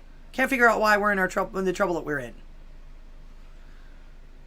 So they basically said, we're going to have food shortages. And guess what? They're making it happen. And blaming everybody else. So I know what some of my friends on here are doing about it. I'm trying to, although I've got a horribly brown thumb, I'm going to, if it does come down to the barter system, I'm either going to have to trade equipment that I might have, or services. I know how to sew. I can make stuff and I can repair stuff. My husband can repair electronics, but then again, if they don't give us any electricity, that's not going to help any. So, I'm a horrible farmer. A horrible farmer. In fact, I've tried 3 times now to sprout some peas and some, what did I put in? Tomatoes, and my sprouts are dying. So, yeah, I've got a horribly brown thumb. I can cook. I can cook real good, even from scratch. So, there's that. Maybe somebody can grow. I'm actually been wondering if there's anybody that would actually come and farm my land for part of the harvest, because I'm so bad at it. So, also too, I'm waiting on hearing from American Citizen. He has called me. It's a possibility, more than likely a probability, that I will be a guest on his show on Sunday afternoon. In fact, I've already made plans to make sure that I'm home right after my church obligation. We run the sound and the entertainment equipment over there for our church on Sunday mornings after a very late night on Saturday nights performing at the casino. So I might be a little bit groggy-eyed, but I will be bright-eyed and bushy-tailed for that. Still waiting to hear about the final deets on that.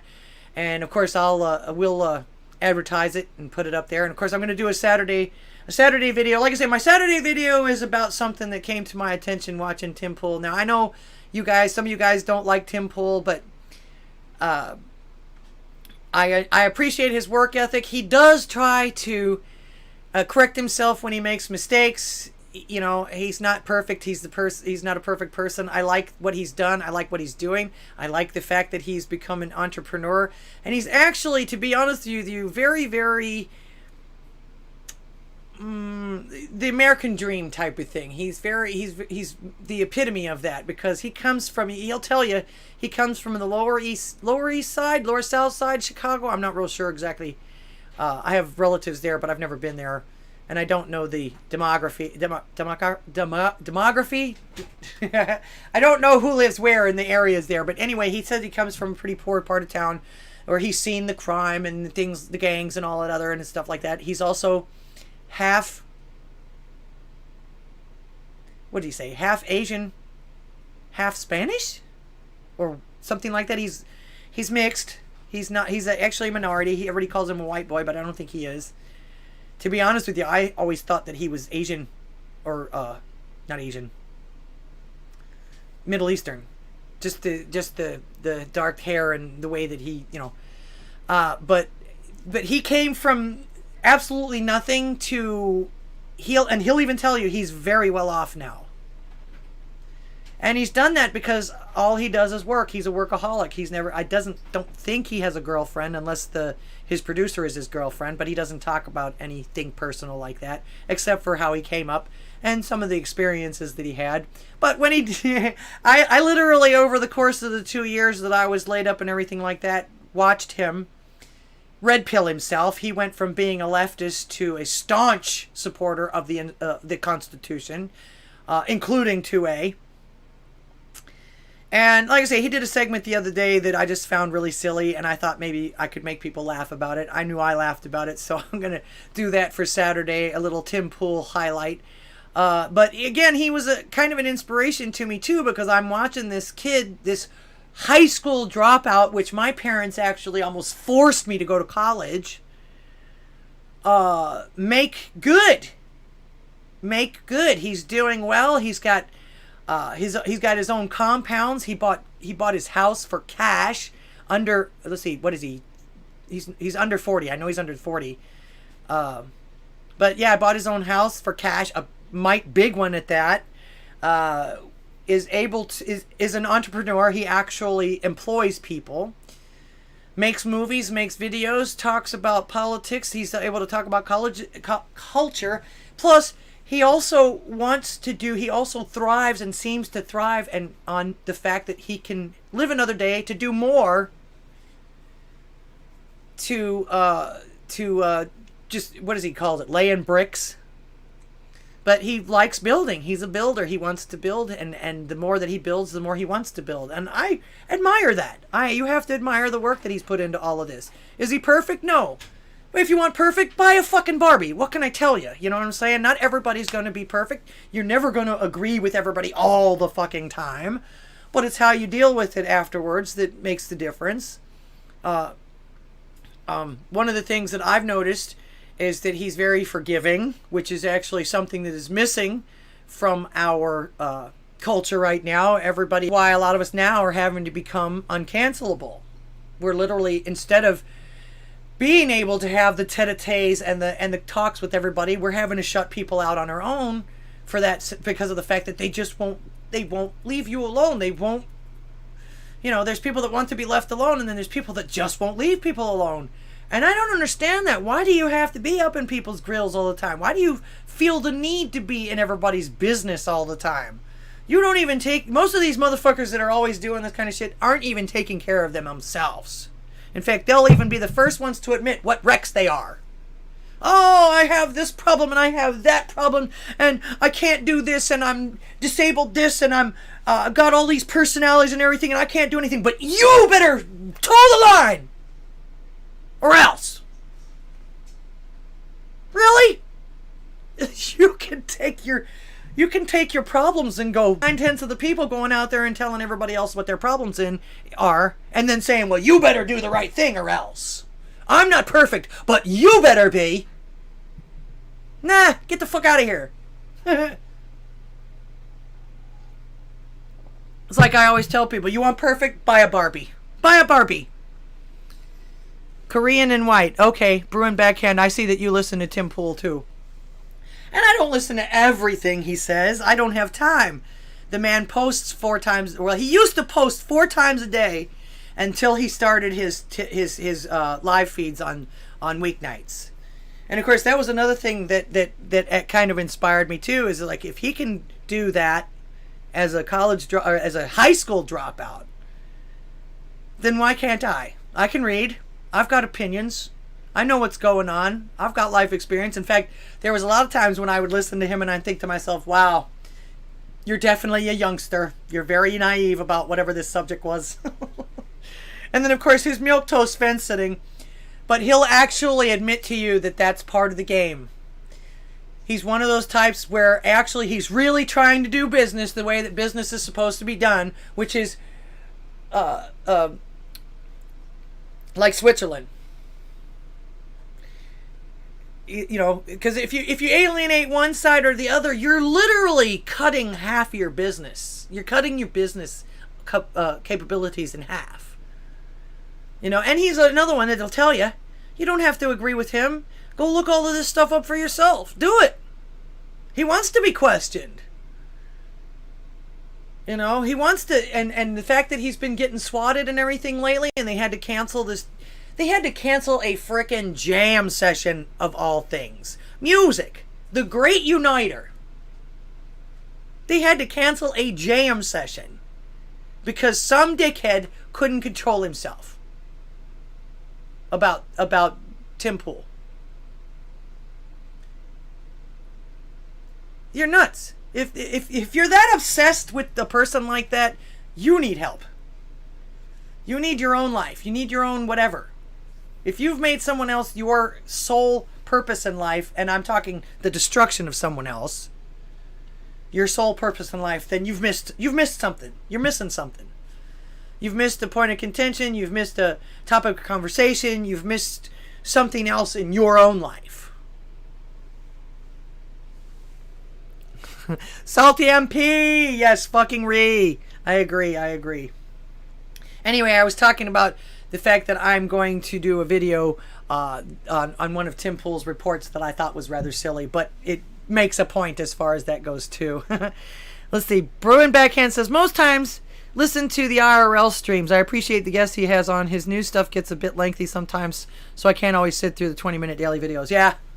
I think the only time I've ever listened to one of his entire videos is if I was in the shower listening. And then it's because I can't change the channel or anything because I'm wet. But yeah, he does get a little lengthy, and like I say, sometimes he'll come up with some of the things. He'll tell you the truth about some things, especially like I say, he plays the game. He has to play the game, and actually lately he hasn't really been playing the game. The groomers and the things that are happening with the trafficking and all of that, he's very adamant about and very passionate about that. You can't fault him for that. You can't not be on his side for that. I've heard some people say that he lies. Maybe. You can't, I don't know.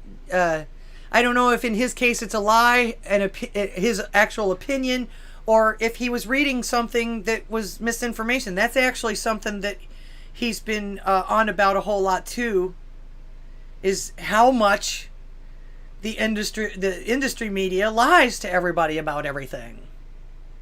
I mean, they even quantify and put qualifiers on words to make something sound opposite of what it is. Or they'll just out and out call somebody something that they're not. Or they're, and in this case, the video on Saturday that I'm working on is something that he's pointing out as to where the media is lying to us about protecting our grandpa in chief. Which I got to see this again. This whole thing with the Easter Bunny just blows my mind. Blows my mind, because they didn't have Easter Bunny leading any other presidents around. And where were the other people? Were they doing this to make it look like it was more lighthearted than it was? Like I say, it still blows my mind, and the look on his face. I mean, watch this. He comes up and he's like, "Holy shit, what are you?" Then he's like, and then he tries to play it off and everything, but look at the face. In fact, he looked like, here he's screaming almost. "What are you doing? Who are you?" Look at that face. That is our commander-in-chief. What would he...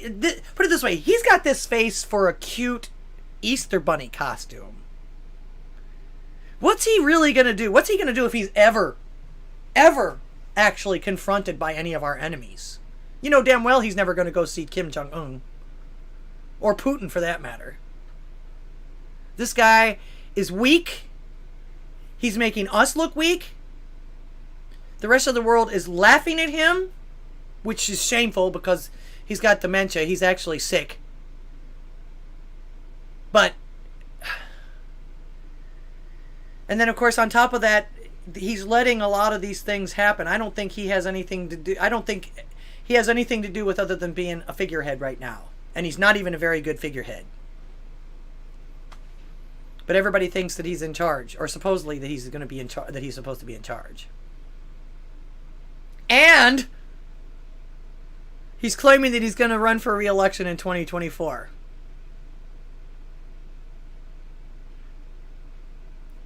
Of course, if he doesn't, we always have Bernie, which he turns out to be another, according to Jimmy Dore, calls him a shit lib. In fact, after he got rejected this second time, the first thing he did was come out and make a statement and say, "Oh, well, we're raising money for the party." He didn't want to be president. He just wanted the party to win. He was raising money. He said, "Oh, my campaign is over, but please don't stop giving to the party." So, non-salty MP. No one's called me. Everyone is mesmerized by my talk today, I guess.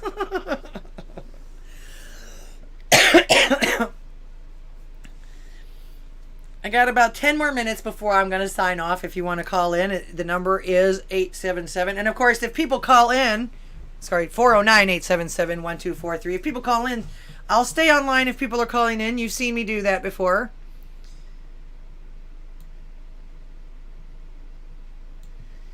In fact, I've seen on Saturdays, and I haven't had a chance to look at it because usually on Saturdays I'm working at the time that he's doing this, but I've seen Hypocrite was doing a call-in show. Or was that him just co-hosting it or something? I've never had a chance to really pay attention to it, look at it. That's the only other call-in show that I know of. Jimmy Dore does a kind of sort of thing, but I think it's a comedy sketches where you hear the phone ringing and he says, "Oh, hello, who's this?" And then they make all kinds of so he has some comedian call in and impersonate somebody and make all kinds of jokes and stuff like that. So there's that. ABL has a call-in talk show. Of course, he's been doing his for a really long time. People take him a little bit more seriously than me.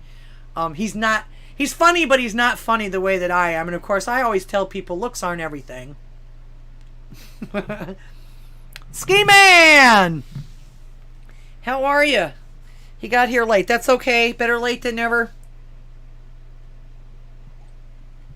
Of course, I was almost late today. In fact, I'm sitting here typing and writing things out and writing myself some notes and looking for the different clips and everything like that. I look down and it's 2 minutes to 7. It's like, oh shit, let me get everything together. That's why you saw me turn the light on at the beginning, because I didn't even get my stage lights all the way on yet. So, and of course, most people would say, because I'm a blonde, yeah, yeah, yeah. But I'm a smart blonde most of the time. At least I don't break my finger and think that my entire body hurts. And actually, I'm kind of a bleach blonde. I'm actually going more gray now than anything else. But when I started going gray, I just went ahead and went blonde because it was just so ugly to me. My dad loves it, but then again, what dad doesn't love their daughter, right? Let's see. American Ink Music, Salty MP, Sigh. I bet everybody's over at America Floats. I don't know why he decided to take Thursdays after I did, but that's the way the cookie crumbles. Oh, I'm doing fantastic, Ski Man. I mentioned earlier in the show that I had my doctor's appointment for my annual heart stent checkup. And I've got another clean bill of health for another year. I mean, I'm actually doing better than I was last year, but the doctor still wants to put me on all kinds of pills. It's like, you just gave me a clean bill of health. Why more pills? I'm not taking them. In fact, this time he even prescribed aspirin, the baby aspirin. And even the pharmacist looked at me like, really? And I'm like, really? It's like, I've been buying baby aspirin off the shelf for 2 years now. Why all of a sudden did he prescribe them to me? And they're not any different than the ones off the shelf. 81 milligrams aspirin. That's it. So yeah, I'm having to deal with that. Most anything like that after that happened, I actually took responsibility for myself. So I changed my diet. I'm not always perfect with it, but then again, in this economy, who can be? Not to mention the fact I work late nights. Sometimes the only thing open at night is a burger joint. So I try to get a grilled chicken or something like that, but it's, good burger's not bad. In fact, the only thing that's really bad on a burger, and that's not the worst thing in the world, is the bread.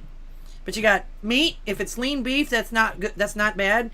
Onions, tomatoes, lettuce. I mean, you got a salad and a steak in a bread. Inconvenient to hold it in your. So, and of course, the only reason the bread is bad is because they stopped using. What was it? They stopped using yeast and they use bromine now or something like that, which is not good for you, depending on what it is. The medical industry is now mostly just government mafia reinforced drug cartel. Yes, indeed. That's, yeah. Loyal 9 finished up already? Why isn't he here? I'm just kidding. I don't ever expect anyone to come. I appreciate everyone and everybody. YouTube, as far as I know, I haven't had to delete any of my live shows yet.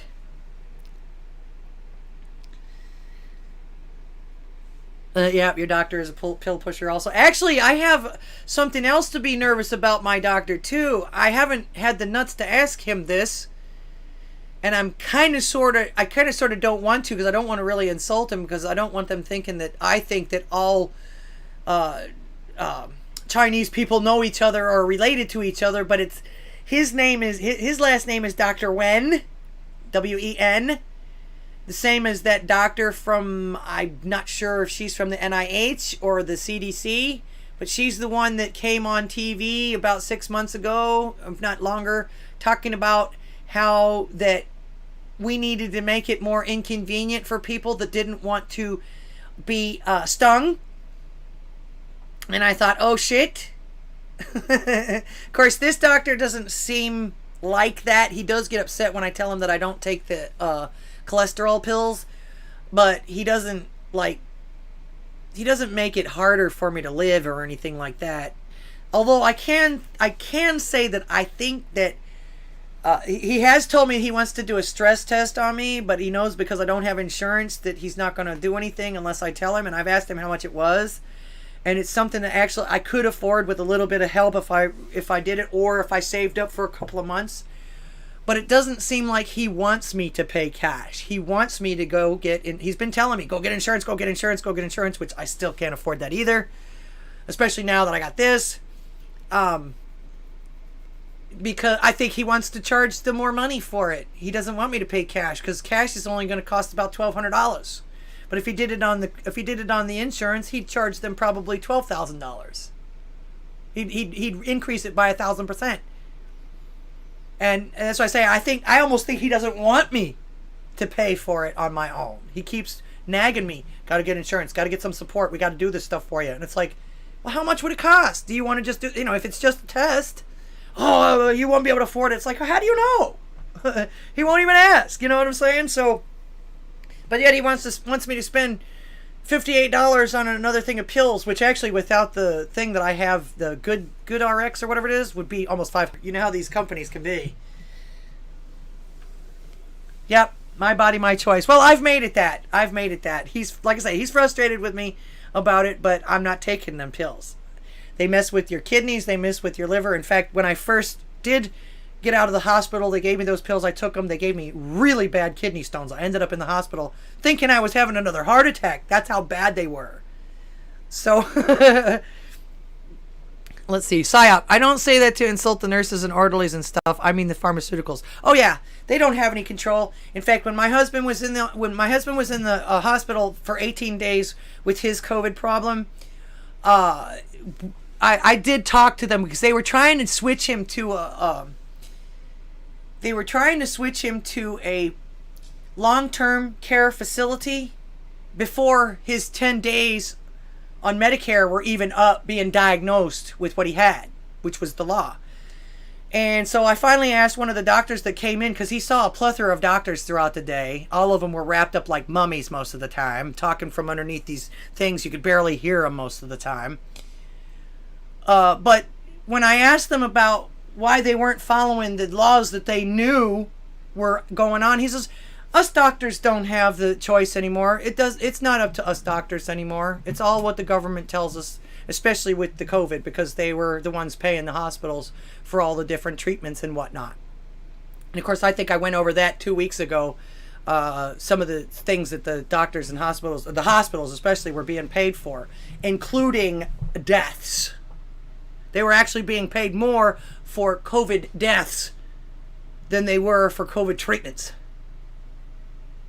Hence the remdesivir instead of the ivermectin.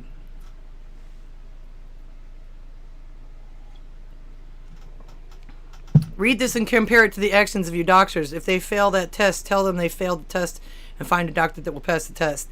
Okay, I'll do that. I'll make sure to do that, because I've got another whole year now to decide whether or not I want to stick with Dr. Wen, or if anything. And he told me, he says, well, with a stent in your heart, I really need to see you every 6 months, but because of your situation, I'm going to go ahead and make you an appointment for a year. And if anything happens, just call me. And it's like, I'll guarantee it. In fact, more than likely, if anything happens, I'll end up in the emergency room again, which would be normal anyway, whether I had insurance or not. So, in fact, he wasn't even the doctor that operated on me. He was just in charge of the division of the heart division in that hospital. Never saw him once before I had to keep going back to him for follow-ups. In fact, the doctor that did the operation on me had a Oranthin, something like that. It was a Spanish name, I think. So, but yeah, the man saved my life. Saved my life. Prowler, welcome. Awesome. There's a reading and occurs I've never seen. Well, I'm actually. Oh, you talking about the Hippocratic Oath? Actually, I was gonna do a video on that too, because I had heard Salty mention something about shame on these people for not doing their Hippocratic Oath. But I actually read that only about 20% of doctors actually adhere to or even take the Hippocratic Oath. Now, they say that it's part of you take it right before you start actual practical medical school, but 9 out of 10 schools don't require it either. So yeah, most of these doctors are not adhering to, or even required to adhere to, the Hippocratic Oath, which actually started with, I believe, I'm thinking not Pythagoras. One of the old the ancient Greeks that did the doctrine and everything like that. And basically, It came from him, which was an oath basically to essentially do no harm. At first, do no harm as a doctor. In other words, do anything you can to make sure that the patient is helped or cured. Which, you know damn well they don't follow that nowadays, because a cured patient is a lost customer. PSYOP said, that is what made... hold these fuckers accountable. You're welcome, Prowler. American Ink Music says, fuck that, I'm reading it now. Yeah. Yeah, I actually did look into that. I was going to do a video about it because I heard Salty Cracker mention that these guys needed to stick with their Hippocratic Oath, and I thought, do they even do that anymore? And the more I looked into it, the more I found out the history of it, everything like that. And it was an old oath by one of the Greek... It's got a famous name, but it escapes me right now. Yeah, do no harm. But yeah, they don't actually adhere to that, and actually 9 out of 10 schools now don't. Came up, I believe, when Salty reported on that doctor, or that doctor's student, student doctor or whatever it was, or intern doctor or whatever it was, that poked someone purposefully twice because they made fun of her pronoun pin. And they didn't really even make fun of it. They just said, obviously, because, I mean, she's got she, her on there. And she was definitely female. She definitely identifies as female. She looked like a female. And, of course, this patient that she was taking blood from was probably older. I actually read somewhere that she was suspended for doing that. That's not good enough. Suspended? I sure the fuck don't want to ever encounter her to be any medical professional for me. Not that I'm gonna make fun of her pin, but if she's that woke, no, just no.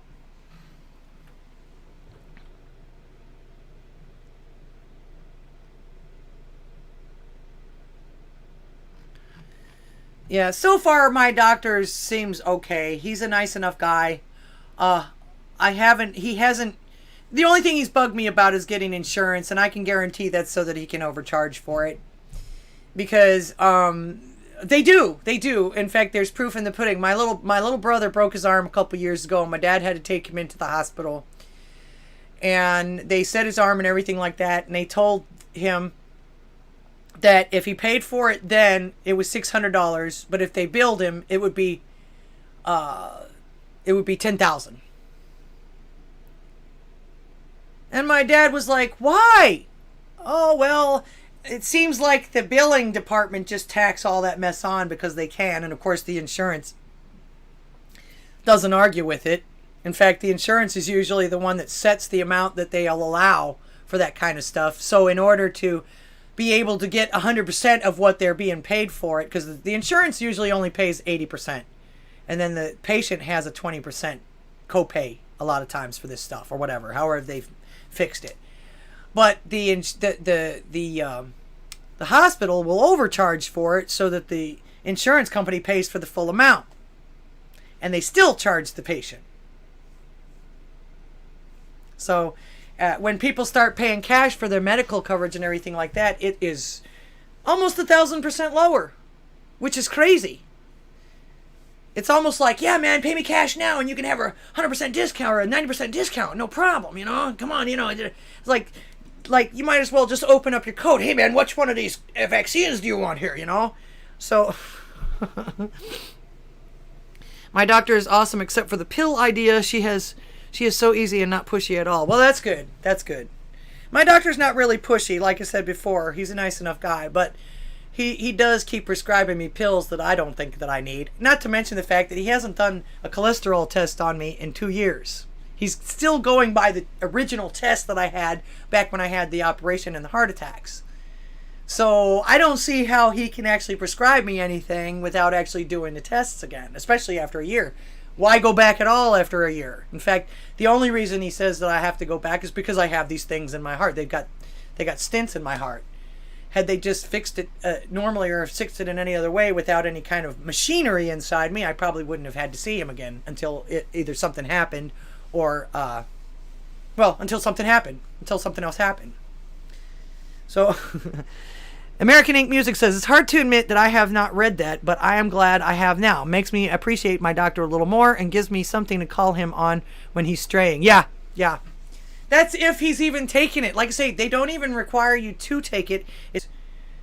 I want to say, I know it's a famous name, but I cannot remember it. I'd have to pull up the article I was looking at with regards to the Hippocratic Oath.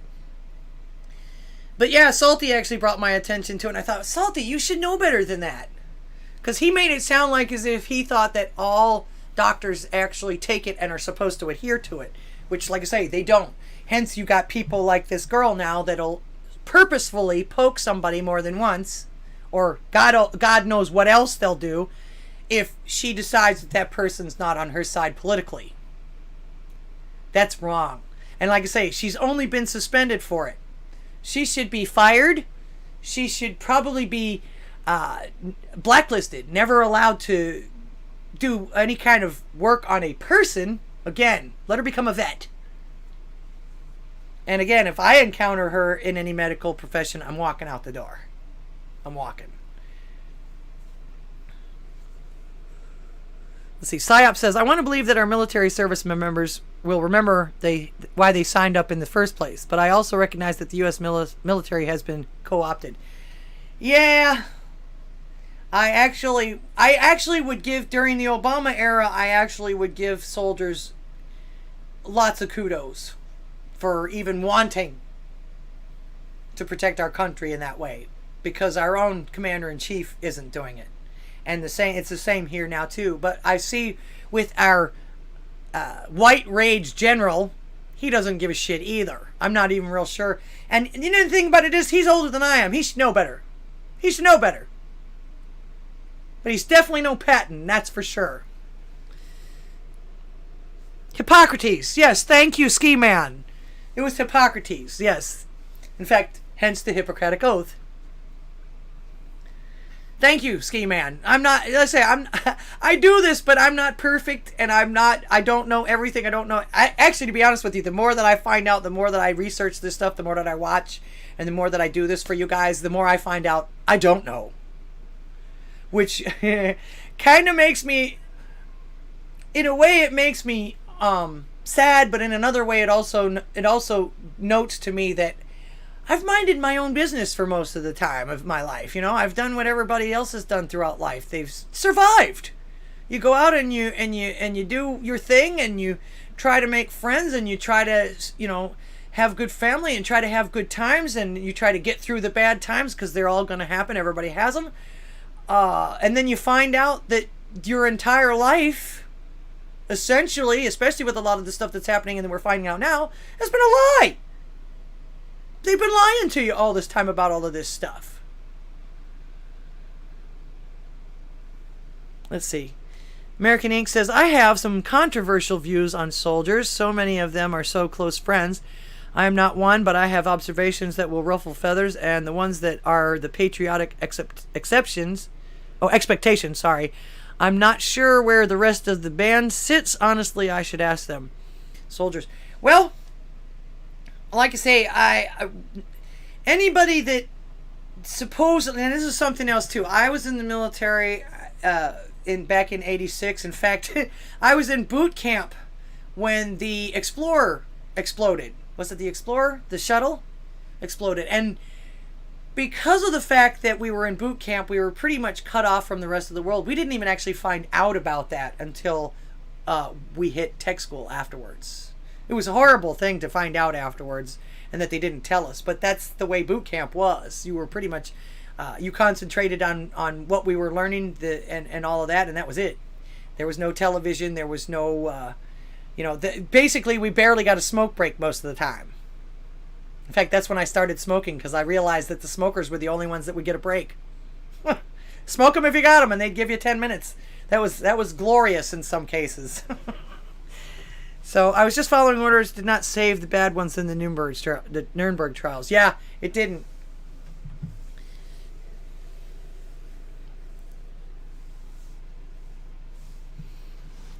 Guess I could call, but I know I will piss someone off before I can finish my point. Who? Me? It's hard to piss me off.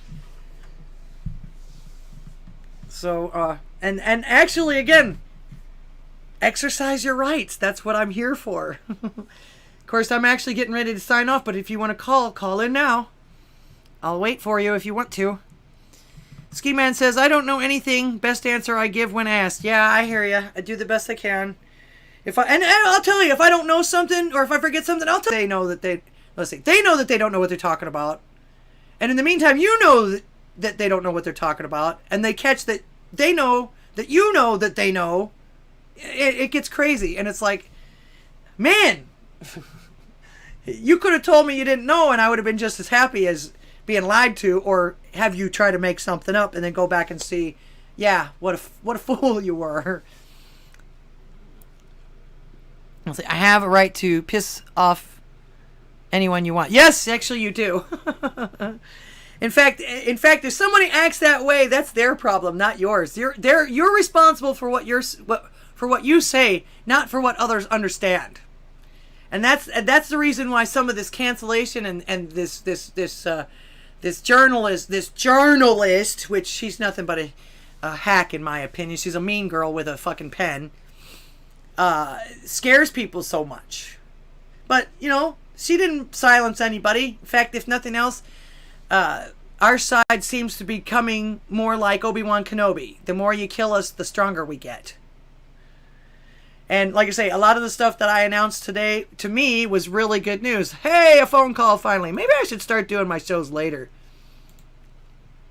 All right, hang on one second. You're on the air. Yo, it's Tyrone.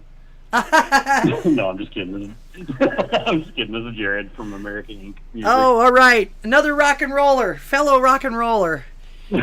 What's on your mind? I figure I should clarify that it's me, that it's Jared, not one of the other two, just in case I say some shit that pisses people off. Okay. Because, yeah, we actually have different opinions in the band. I don't know what they are in this situation, like I said, or typed, whatever. But I risk saying some shit that'll piss people off, so I'm sorry if I cuss and get you banned on YouTube. Actually, cussing doesn't get me banned. The only thing that so far has gotten me banned is talking about the election or talking about my heart problem. So, go for it. Okay, cool. I'm talking about neither of those, luckily.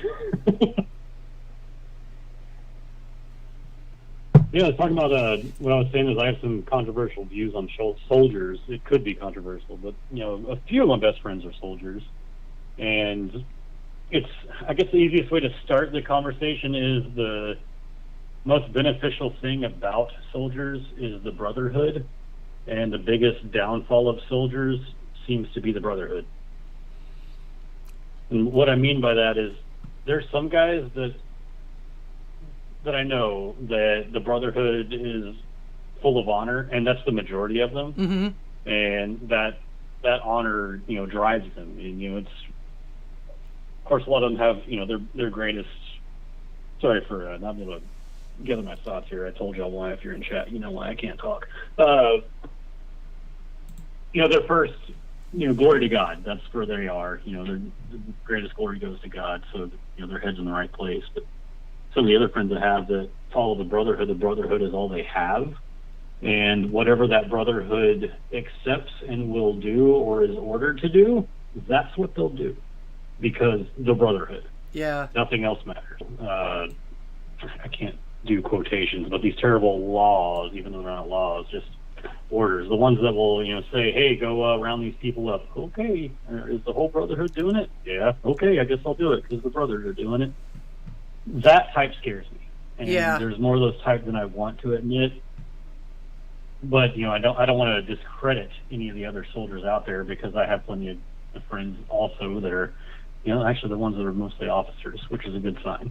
But they, the glory goes to God first. They say the oath is to the Constitution. They won't go too far, to put it that way. Right. Well, does that make sense? Yeah. Now, I remember back in the Obama era, he was actually firing any general or any service person that told him that they wouldn't go against their fellow Americans, that they wouldn't fire upon or gather up or anything like that their fellow Americans. He was actually firing people that wouldn't do that. So yeah, I would venture to say that that vacuum created people that would. Pardon my ignorance, and also pardon me for calling out something you may not know, but was Michael Flynn on that list? Yeah, I believe he was. I believe he's one of the first ones. That's what I thought. And, it's almost like you want to take that list of folks that got fired for that and be like, these are patriots. We Right. can likely trust these names. Right. Indeed. Yeah, he did real dirty. Still getting did real dirty. Him and Alex Jones and what's the other one? Yiannopoulos, man, he stayed gone. I don't see him on anything anymore. They're still trying to do it to Trump too. In fact, did you see his speech tonight? I did not. Okay, yeah, he actually spoke. He actually spoke just before I got online, and he was basically saying the same things that he's been saying since he was campaigning at the beginning, that they're tearing us apart, and the way that they're doing the military and the bullshit that they're doing over in Europe right now, and all of this stuff, just basically tearing us apart. Yeah, I mean, that makes sense. I mean, I don't mean this. I don't know if you can say this word without a negative connotation, but I mean this neutrally. He's pandering. Trump? Expect and hope that he would see and say, and just kind of confirming that he is seeing it and is saying it. Oh, well, now I don't know so much about pandering. Of course, I think everybody that's in politics that wants to get a vote does that to some extent. I mean, everybody's got their base. Well, I can't think of the positive word for that connotation, so I had to say that. Actually, he's confirming it, and if you confirming that he notices it and he knows what's going on and he wants to fix it. There you go. So, but yeah, I agree. He knows what's going on. He sees it, and in fact, and of course, as a billionaire businessman, he can't not see it. I mean, I'm sure he's got something to do with the stocks that are crashing and stuff that's going on like that. He's got something to do. He can see the different news media outlets and everything that are going down the tubes. In fact, he seems to still have his finger on just about everything, based on some of the statements that he's been working on, or that he puts out every day. How about that Piers Morgan interview? I mean, that's no shocker. I mean, that's what's really hard to deal with, is all this stuff that comes out and all these like crazy news stories like that should be crazy. Like our crew, our group, all these faulty berserkers and whatnot out there.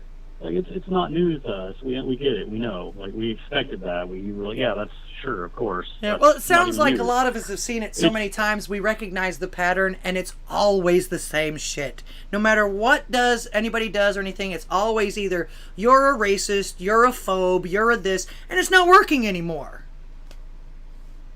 No, and I was talking in chat earlier. Thank you, Saya, for posting that Independence. The U.S. Military Oath of Enlistment, Oaths Office, Presidential Law Oath, Hippocratic Oath, Nuremberg Code. Nuremberg Code. Surprised there's not about wood chippers in there, but there should be. But something I was mentioning earlier is that, getting to the normies is more important than ever. And I don't know that it doesn't seem like the direct, blatant truth is going to work, because they are brainwashed, and when you are brainwashed, you cannot see that, even when it's presented directly to you. It's how, this goes back to why we talk about why is a culture war so important. It's finding ways for us, our talent, or at least what we're using as our talent is music, and there's art and games and all this crap. That's the kind of thing that like gets people to drop their shields, get their guard down. Mm-hmm. That's why that's important. So you can get them comfortable, and then they can listen to some stuff. This is why I don't, and again, I just apparently want to piss people off tonight, but this is why I don't shit on people like Tim Pool, because, that, like, the typical, fence post, whatever, sitter, like, that's important. for the people that are just now getting introduced to it. Hell, I think I might have said this in one of your shows earlier before, but a lot of people need to take that red pill. But guys like Tim Pool and those early folks are the glass of water you need to take that pill. It's small steps. People can't be. If you try to drag somebody directly into this world of reality, mind you, if you do it too quickly, it's traumatizing. Oh, yeah. So it has to be done in baby steps. Now that we're here, this is when we get so pissed. And they're like, oh, God, we can see everything. Why can't you see this? Oh, it's so clear. But we're already here. We've already taken many steps. A lot of us a lot sooner than others. And a lot of y'all a lot sooner than us. I mean, than myself. I'll say that for sure. But it has to be baby steps for these folks. So when somebody starts to step into the pond or something like that, I'd say don't scare them away. Don't be afraid to tell them anything, but also don't shit on them for the things that got them there. Right. Because in the end, it got them there. Right. Oh, right, exactly. And like I said, I don't shit on Tim Pool. Tim Pool to me is an inspiration, actually. Like I said, and it's not just what he says, the things that it's the work that he's put into it, the dedication, the purpose, the sense of purpose that he seems to have with it. He's not just ambling around aimlessly trying to accuse people of this. He goes and he tries to get the facts, but he's also now an entrepreneur. He employs people, and he's got that responsibility now and everything. And I've watched him grow. Literally have watched him grow. And like I say, he's not ever going to be perfect. Nobody's ever going to be perfect. If you want perfect, buy a Barbie. Of course, she can't talk to you, but but he's not. Everybody's going to have their disagreements and all of that with him and everything like that. And then some people just don't like some of the people. That's okay too, as long as you're not trying to ruin that person or whatever like that. But it's okay to not like people. That you can't like everybody. Not everybody's out there to be liked. But at least be practical about it. Still mind your own business. You still have to have your own mind. You still have to have your own, that's what I was saying earlier. If you make it your life's work to fuck with somebody else or to do something to somebody else, then you've missed something in your life somewhere. Am I wrong? Interesting. No, yes, I agree. You've either missed something or you are missing something. It's the same thing with this journalist that's doxed the libs of TikTok, which basically, like I say, from what I can tell, and a lot of the stuff that I mentioned today to me is mostly good news, because it shows us that we're winning. CNN's going down the drain, which is something that needed to happen a long time ago. Netflix is going down the drain, which for cuties and some of the other stuff that they push needed to happen a long time ago. And actually, the thing that's making it happen is the thing that they rally against most of the time is the natural state of capitalism. The natural state of what? Capitalism. People are actually, they're saying that the natural process of capitalism. People voting with their dollars whether or not to keep people in business or not.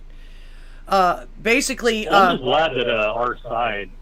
I don't even want to say the conservative side, because there's more to our side than that. But I'm glad that our side finally realizes that we do need to boycott things. We do need to decide not to pay for things that we like, to pay for things that we should. I'm glad that we finally come to that conclusion. And that's like I say, that's the way it works. It's not necessarily boycotting. The only time it's a boycott is if when you try to get a big group of people together to do it on purpose and all of that. But usually in capitalism, most of the time, if the government doesn't get involved, you got people that they decide they don't want to pay for this service anymore, and they're not. And in fact, that's one of the things they're blaming the giant loss for Netflix is the people are having to cut back because of the economy. They're not even claiming that it's the reason is because of the shit that they post. You bring up the not boycotting and all that. That made my brain go somewhere else too. All of us that do focus our Twitter and not Facebook and all these things, I don't think we should fully abandon those things. Just mostly abandon. stay on them enough to drag the people from those places to the alt-tech places. Because, I mean, if we completely abandon it, then we're just echo chambering. We're just a different side of the echo chamber. Right. And, well, unfortunately, that's the way it's been happening. And we gotta protect ourselves somehow, and sometimes, because their goal is to shut us down completely. Well, right, and that's fine, but make them do it. Yeah. You know, don't do the job for them. Oh, indeed, do indeed. it on those sites, and then don't hold back. And if you get banned, well, hell, you got banned. But I don't feel like we should avoid all the different mainstream platforms because we're scared we're going to get banned. No, make them work for it. Make sure they got algorithms sure it'll be easy for them, but still make them do it. Well, and eventually, maybe somebody hears you that will. Yeah. Go ahead. I was gonna say eventually that'll help. The fact that they'll be abandoned will happen anyway.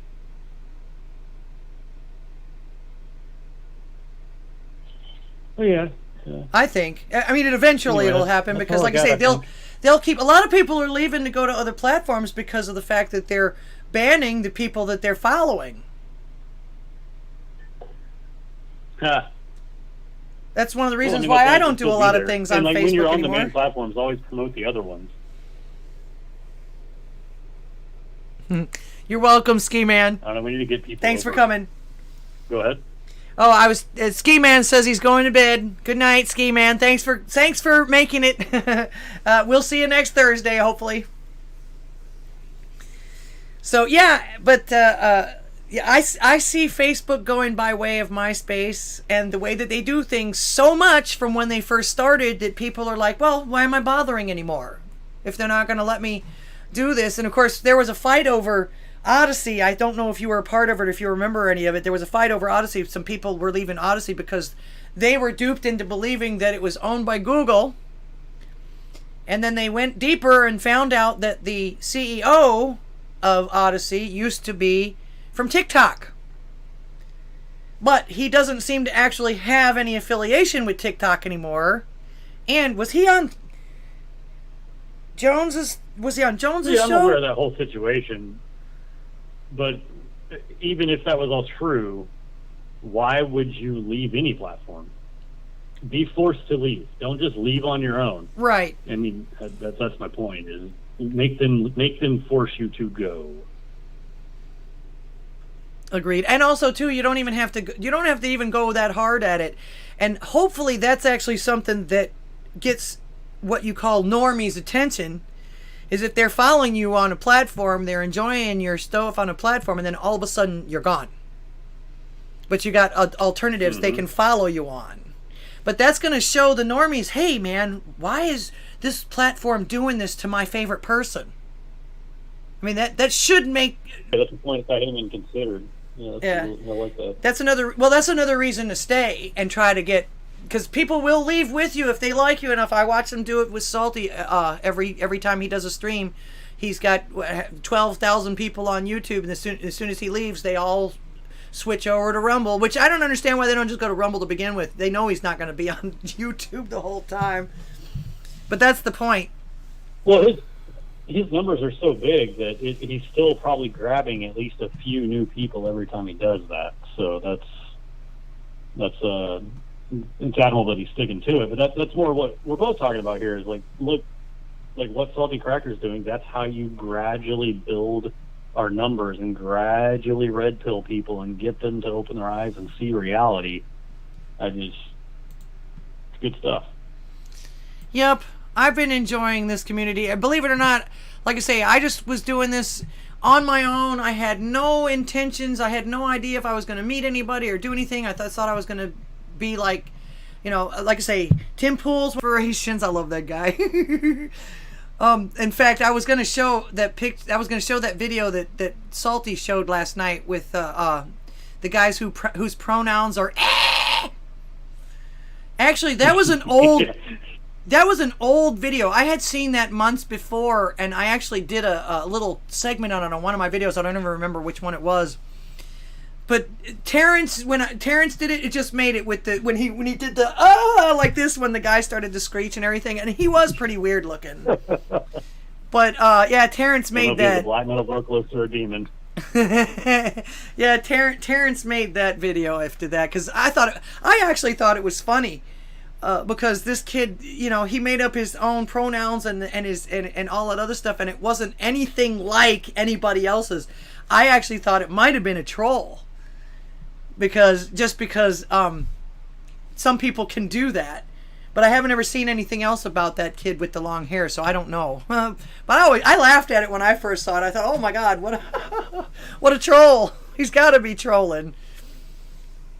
Yeah, well, it's sad that it's at the point where you can't tell if it's serious or not because so many of the types are that serious. And, I wish I knew these days. Yeah, the unfortunate thing also too about normies, about people in general, when it comes to their thoughts and how things are and the way that they've been taught and everything like that. A lot of them don't change their mind or can't change their mind unless they learn the hard way. Everybody usually has to learn the hard way somehow or another. Well, it's important. That kind of goes back to what we were talking about earlier. It's important to realize that most people that change, almost all people, to change their mind is not instant. No. It is not even overnight. It takes time. It does. It takes planting seeds and then thinking about it. It takes months. Sometimes it takes years. So it's important not to get too upset when they aren't as far as you want them to be. If they've made a step forward, congratulate that, encourage that. So they're like, oh, maybe I should take another step forward. And when we keep going into this, I know everybody's got their own niche or whatever it is to cover. It's like, Pastor Chatelet has his thing and the way he approaches things, and he's fantastic at it, and it yields results. I can't do that, so I don't do that. Let him do his thing. Well, you do that with your music. He has his way to do things. Yeah, well, you all do that with y'all's music and stuff.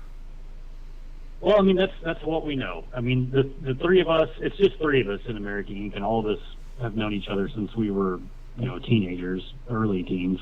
We've known each other for almost 30 years. Well, look at how big Rush got, and that's what they were. Yeah, I didn't realize that about Rush. I knew they were always the same people. I just didn't know they were, childhood friends. I think they met in high school or junior high school. Yeah, but they were school friends, and they had their band together they were the same three people the whole time, and you heard the sound that came out of them and the different lyrics and everything that came out of them. I used to live my life by Rush for a long time because their lyrics are just so profound. The freaking bass player / singer, Geddy Lee. Geddy. Anyway. Actually, do you know his real name is Gary? The reason why, I did not know that. Yeah, the reason why his name is Geddy is his grandmother couldn't pronounce Gary. She was Romanian or something like that, and she always called him Geddy.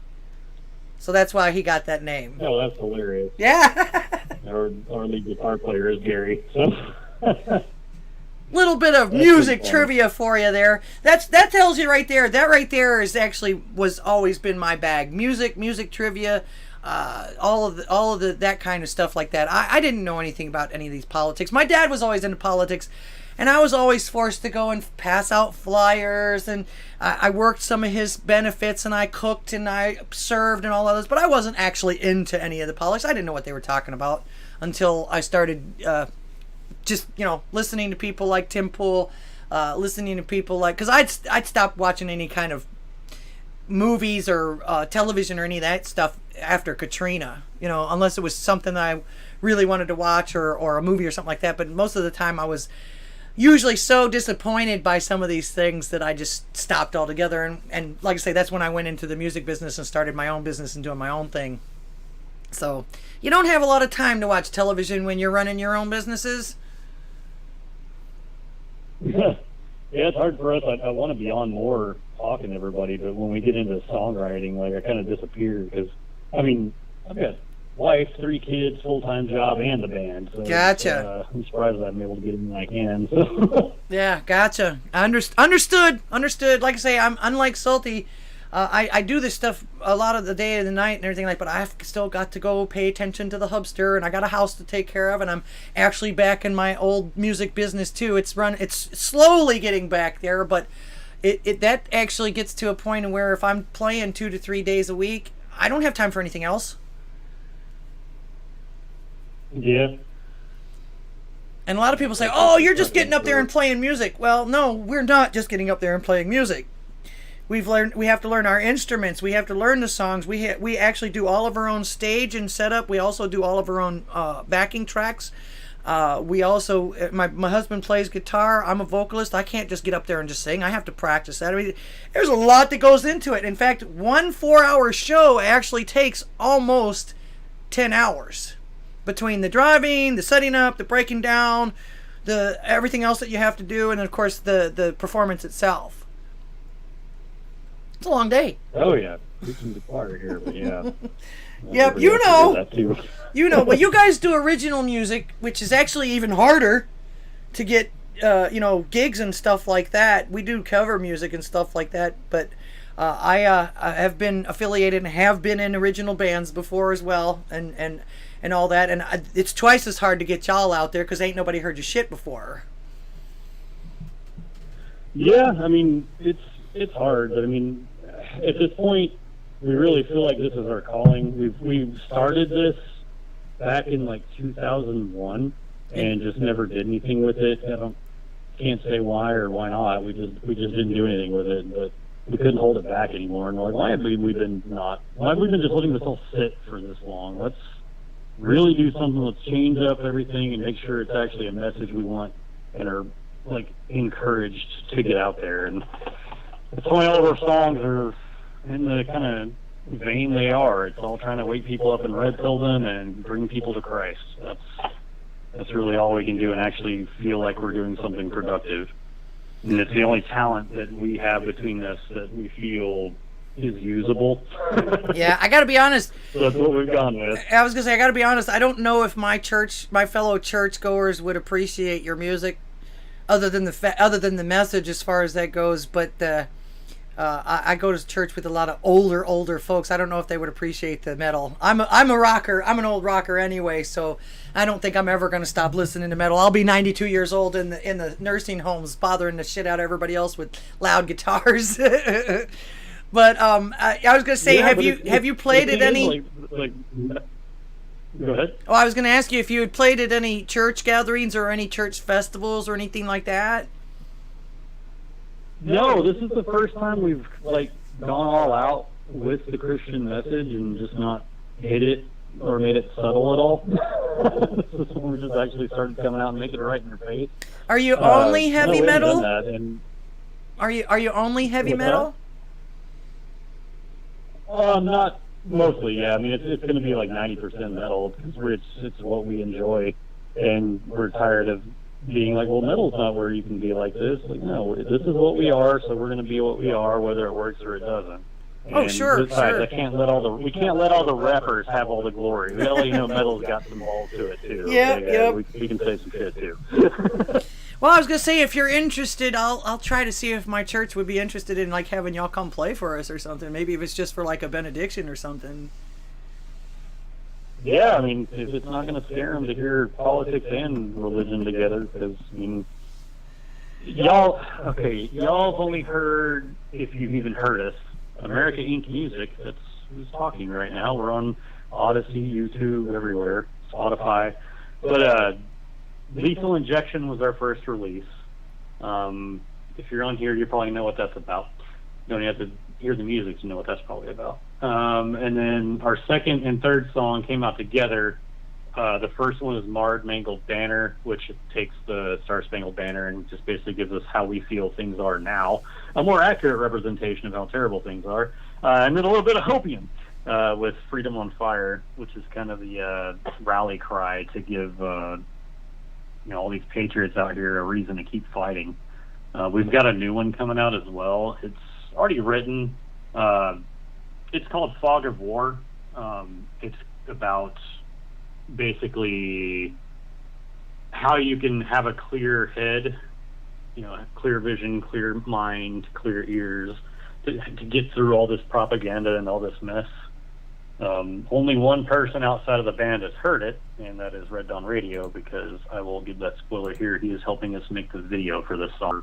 in the works right now, and stuff that's like, we have a backlog of like 15 songs, so we're not wanting for content or anything like that. It's just a matter of making sure that the message is right, and the message is really what we want to get out there, and the message is going to be helpful, and not just, you know, a Negative Nancy type song where it's just like, yeah, we're bitching. Don't you agree with all the stuff we're bitching about? Woo, anyway, moving on. It's like, no, we actually kind of want to give people something to go to after this. And it seems to be, and it should be no surprise to some, but it seems to be, the answer always seems to be Christ. And it's going to God. That seems to be the solution to every question we tend to ask ourselves when we're writing these lyrics. Indeed. You know, with lethal injection, it was more like, don't adhere, please. I don't want any more of you to die unnecessarily. Like, please stop taking this thing. But then, you know, Freedom on Fire was like, we, you know, have some hope. You know, we're out there. Our numbers are there. As long as we stay together, we're going to get through this. And then Fog of War is like, you know, God's the only way you're going to see clearly, man. Yep. You gotta find God, and you'll find all the answers. Metal music with a message. That's awesome. In fact, one of the things I like about y'all's music is I understand your words. You sing them. You don't screech them. You don't. You know, I understand your lyrics and everything. People actually respond to that. Yeah, it's incredibly important. I mean, I when I started, I was like, the biggest first thing I did was a big tour in Europe with a death metal band. I was a vocalist for a death metal band, and like the lyrics were terrible, which wouldn't have mattered because no one could understand them anyway. But it bothered me, and like it's amazing that it's taking. You can tell how hard-headed I am. It's taken me this long to realize that I have to have a message that speaks to my heart. Otherwise, the music doesn't matter. Like, I've been in bands where the music is crazy, but the lyrics are shit. It wouldn't be your calling like, otherwise. This time, everything's lined up. Yeah, it wouldn't be your calling otherwise. Like, yeah. No, and like this certainly is, especially since it's me and two brothers that started playing guitar and learning guitar at the same time together. And after all these years, I've finally gotten our stuff together and working on stuff together. And we're all Christians. We're all really similar in our viewpoint, but divergent enough to give a lot of variety to our viewpoints. And I mean, one of them is adamant about us doing podcasts. I'm like, well, we can get together. We're all about an hour apart from each other, so it can be difficult to get together. We'll work on that. Yes. Too, but as you can tell, I ramble terribly, so it's a lot easier for me to gather my thoughts and for us to gather our thoughts together and put it in some lyrics that can concisely say what I would mumble about, an hour now, trying to say. Whatever works. And put it into like 5 minutes or less. Yeah, whatever works. Prowler says, I think American music and Anger Bang should go on tour together. That would be cool, but isn't Anger Bang from Canada? That would be awesome. Aren't they from Canada? Anger Bang is a rapper. Yeah, probably. Yeah, that'd be you guys would have to get together somehow. Musicians are coming out of Canada now these days, anyway. Well, understandably, they're still. I think even Viva said something about it today. They're still under all kinds of mandates and everything up there,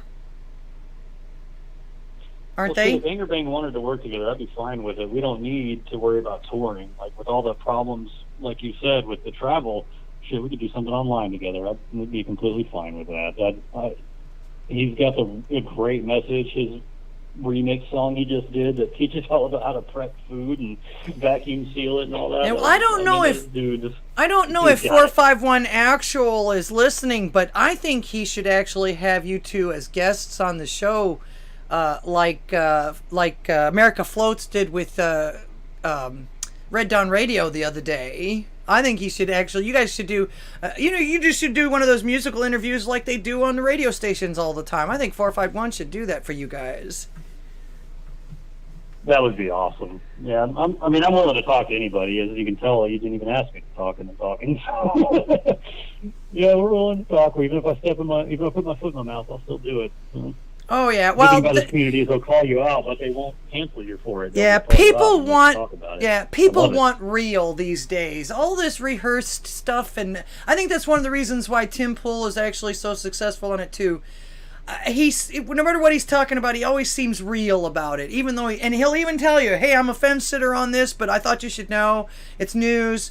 And now, like I say, now he's gotten, I've watched him red pill himself, and I've watched him go from literally being his milquetoast fence sitter self to actually making statements, positive or negative about things, such as the child love and stuff like that. And he's real adamant about that. I've never seen anybody in his situation or somebody like him be that adamant about it. But he's literally to the point where he's beating his fists on his desk. Actually, one of the bandmates got me into Temple, because I wasn't listening to him at first, and he said, you should check this guy out for because at the time it was, you should get this guy. He's a lefty, but he's logical, so you can get an idea of where lefties are thinking without craziness. Mm-hmm. I'm like, yeah, I'll give it a shot, because I don't mind listening to other sides. I want to know, put it this way, but I don't know your enemy. Don't ignore them. Listen to them. Exactly. So exactly. And, he started, like you said, he started kind of changing where he was thinking. So I said, please never make your band name look like this. I gotta post a so does that actually say something? We were like, we gotta color the logo, and we went through that conversation, and Gary was like, I got a great idea, let's try this. Let's see. So like where your head's at. Yeah, that was pretty crazy. I don't know how to post images in Odysee, because I'm kind of retarded. But let me see if I can pull it up. My mouse is giving me havocs today. I guess the battery's fixing to get low or something. Let me see if I can pull that up. There it is. There it is. Yeah, please don't make your band logo look like that. Just because you're metal doesn't mean that it has to look like you hit your band name on the drum or something like that, You know how the milk goes when they hit the drum, they hit the snare drum, or a lightning attack. So, yeah, make it legible. I was going to say, does that actually say anything? I'm seeing this Cyborg put that up there. Or, yeah, Cy did that. Does that actually say anything? That said that. I think it says a bundle of sticks.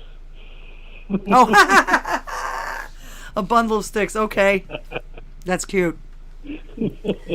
True. Although, let's see. What was your? I think your logo was just. I could read it. when I saw 451 Actual post it. Our logo is just the eagle holding the Constitution and the Bill of Rights in its claws, and they're both on fire. And then it has the black and white stripes, the dark stars and black and white stripes. Oh, okay. Kind of a state of how we feel it's in. And my wife did that. My wife does all of our art, by the way, aside from Gary's art here. It's fantastic art of conceptual band logo. Nice. But also, I can't get over this picture you keep putting up of Biden where it looks like he's about to go to town on somebody's legs. Anyway, actually, he was scared to death. He was yelling at this bunny that came up to him. And the thing was that this is the view facing him. The one from behind him, where the bunny comes up and goes like this in his face, like he couldn't see him or something. That was just one of the oddest things I've ever seen in my life. I've never even seen a bunny do that to a child before. So, yeah, but you could tell that this bunny scared the absolute shit out of Biden. He looked over at him like, what the fuck? It literally reminded me of that movie. I don't know if you guys, if anybody remembers that 1955 movie, Harvey, with, oh shit, what is his name? I said it earlier. Harvey, no. The same guy that played Mr. Jones Goes to Washington. What the hell is his name? 'Cause I'm a blonde. Yeah. Oh, yeah. The same guy from Christmas movies. Yeah, that guy. Yeah, that was. But yeah, this this look on one of the things I mentioned was if he's afraid of a cartoon character like that and lets that startle him like that, can you imagine him being actually up against or talking to somebody like Putin or Kim Jong-un? Well, the good news is he wouldn't understand them anyway, and he was going, huh? Yeah. This just, but yeah, we've got a very, very, very weak leader, which is it's not good. In fact, the other mullet guy, the rapper guy, he said something that really stuck with me too. He's like, yeah, we want a strong leader. He needs to be challenged daily, and be able to overcome it. That's the kind of leader that you need to have, somebody that is strong like that, and it sure ain't Biden. In fact, he's one of the feeblest. He's more feeble than my dad is right now, and my dad's had 3 strokes and a couple of heart attacks and stuff. He walks around with a cane, but he's still coherent. He can still make a whole sentence and not walk around. He doesn't walk around like he's lost all the time. This guy's got really bad dementia. In fact, I had a girlfriend that just recently died of dementia, or not dementia, but she had Alzheimer's or things like that, but it actually causes dementia. And I'd be having a conversation with her, and all of a sudden she'd start talking to somebody next to her that wasn't there. I'm sorry to hear that. So yeah, I'm watching. Yeah, sorry I had to go through that. I'm watching happen to our leader happen. I've watched it. I see the signs. And everybody knows it. The press keeps protecting him about it and everything like that. Although they're not that much anymore. In fact, there's several people now that are noticing that there's a turn in the tables with the mainstream media now bashing him a lot now. Well, I think we need to be very careful with our outlook on Joe Biden. And what I mean is, it's a similar concept of the greatest trick the devil ever pulled is convincing him he didn't exist.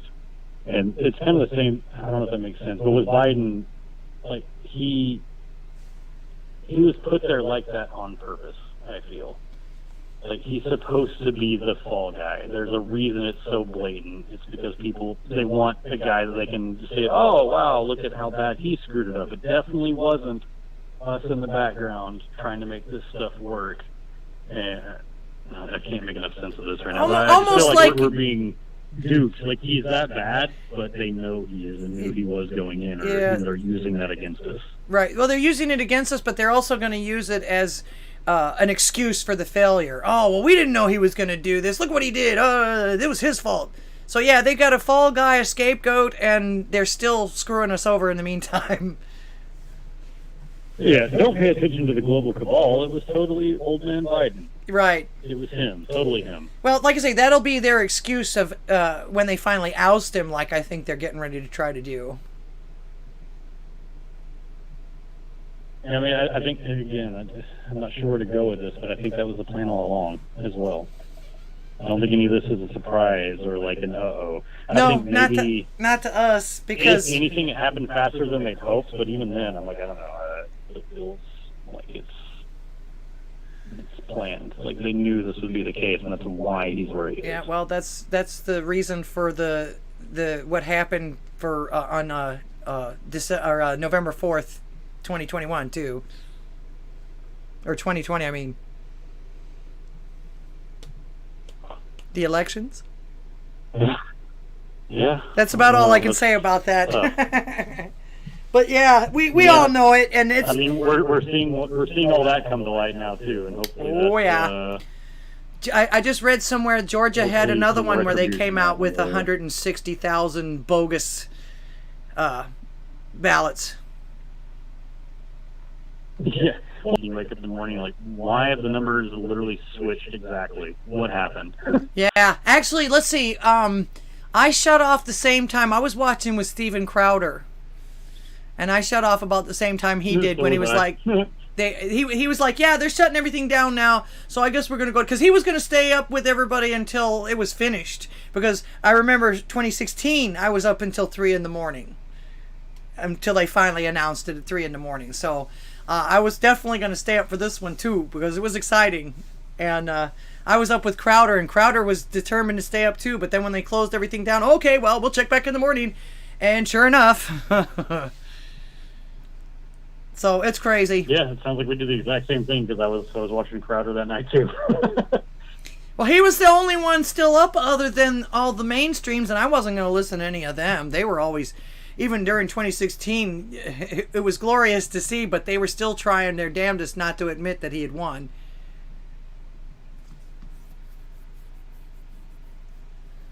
Yeah, I was so looking forward to all the tears again, like the first time. That's so good. It was the best night of sleep I had in years that first time. Yeah, I hear you. That's okay. We're going to make him cry even worse this next time. And actually, here's the thing. I don't know if you saw this dealio with the interview with Piers Morgan.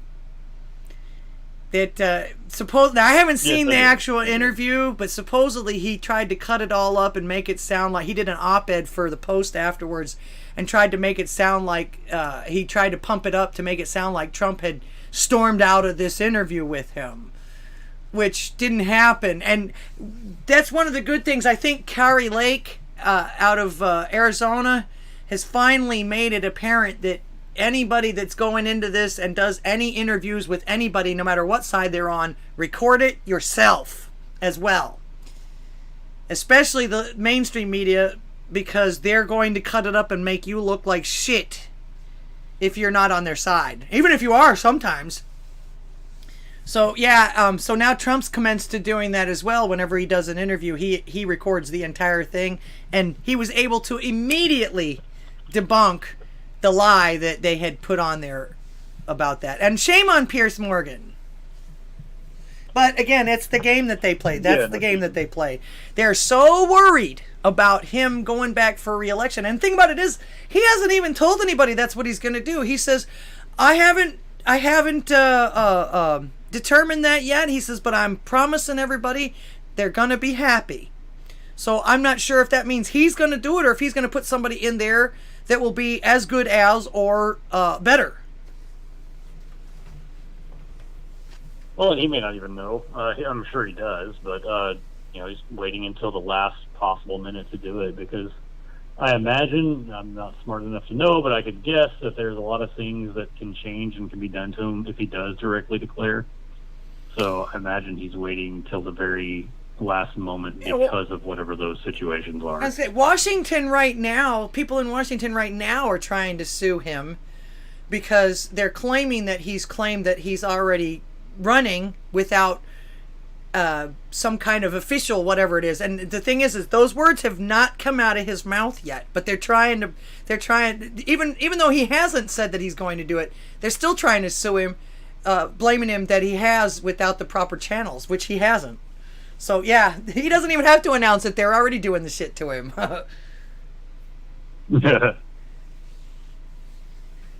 And they have been. They have been. They are so afraid of this man. And my husband said it right on the dot, especially when some of these celebrities were coming out and saying the F you and all of this in the awards ceremonies when he first got up there.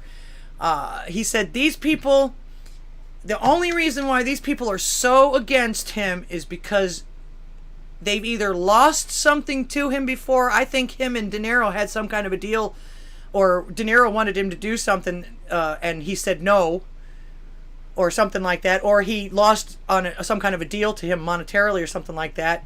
I think that's why De Niro's so much against him. But all these other people that are against him too, he says they all have something to lose or will lose something because of him.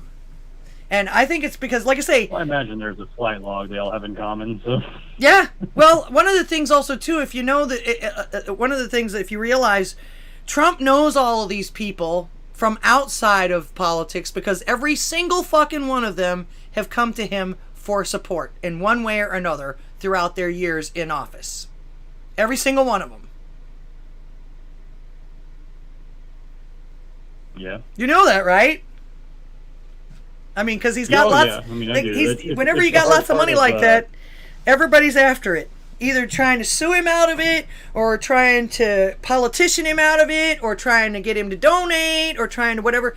Everybody, whenever you got money like that, everybody's always comes out of the woodwork. They're after it somehow or another. And if he tells them no and they get pissed off, then they start suing him. Yeah, I mean, that was the hard part about trusting him initially, is not knowing whether he was part of the cabal or not, because generally you don't have that kind of money without being in it. Mm-hmm. Good night, But it's almost Cy. like he may or may not have been in it initially, and then like a conscience and or his faith, whether it is real or not, showed up and made him do the right thing. But he's got such a long track record now of doing what seems to be the right thing, despite all this, I'll call it poison. Despite pushing through the poison and the jabs, that's pretty dark mark on him. But our choices don't allow us to make a different one, it seems like, at this point. But he's made bad decisions, but has not made enough of them to outweigh the amount of good that he has done. Well, his purpose isn't for bad either. I mean, the road to hell is paved with good intentions, but at the same time, that doesn't make the person that's doing them bad. And yeah, he's done embellishments, and yeah, he's a rich man, and yeah, he can be envied in some aspects, and I'm sure that he's not always been perfect. Nobody ever has. You can't, that's, and the thing about that is, being a Christian, that's not for us to judge. That's not for us to judge. That's the trick, right? We're all going to have a long laundry list of sins that you can pull from. So exactly. It's kind of a cheap trick when you're going to go off of, well, he's done bad things. Like, oh, well, he must be human. Yeah. So we have to evaluate these as we can. But well, not to mention also too, that man particularly, even my millennial kids know, I've noticed this, that he wasn't racist or anything like that until he went against the Democratic Party. They tried to make it look like as if he went to the Republicans because he thought they were stupid and gullible. They tried to make it seem like as if he was against, that he was always a Democrat, that he was trying to be a mole as far as that goes, especially when they would show all the pictures of him with Hillary and them and all that to begin with. But a lot of times, like I say, he was invited to their parties and all the different stuff because he had the money that they wanted. They were after his support.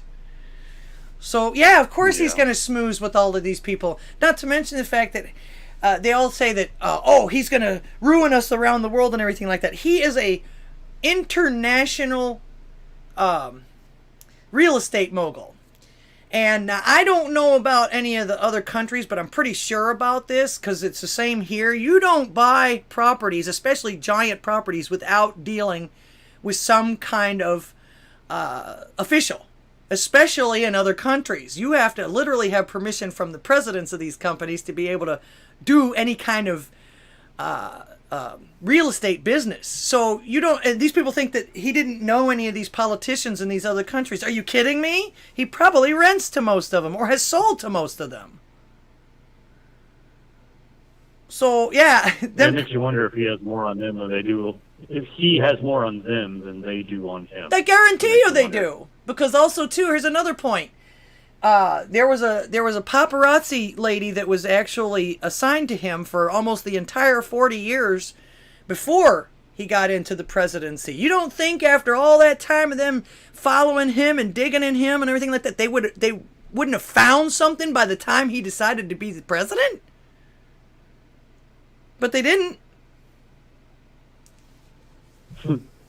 So yeah, there would have been so much dirt on him. If there was any actual dirt on him when he decided to become a politician, it would have been out by now. It would have been outed by now because they have been following him for 40 years, if not more. My head of where I was back then. I was trying to get in my head to where I was back during that election, and I think that was one of the things that finally put me over the edge. Is that they didn't have, the only thing they had on him was something they made up with that the P tape lie. And that wasn't even until after he was elected. They didn't come up with that until even after he was elected, I think. Or it might have been right before. Yeah, see, I'm getting the timeline mixed up.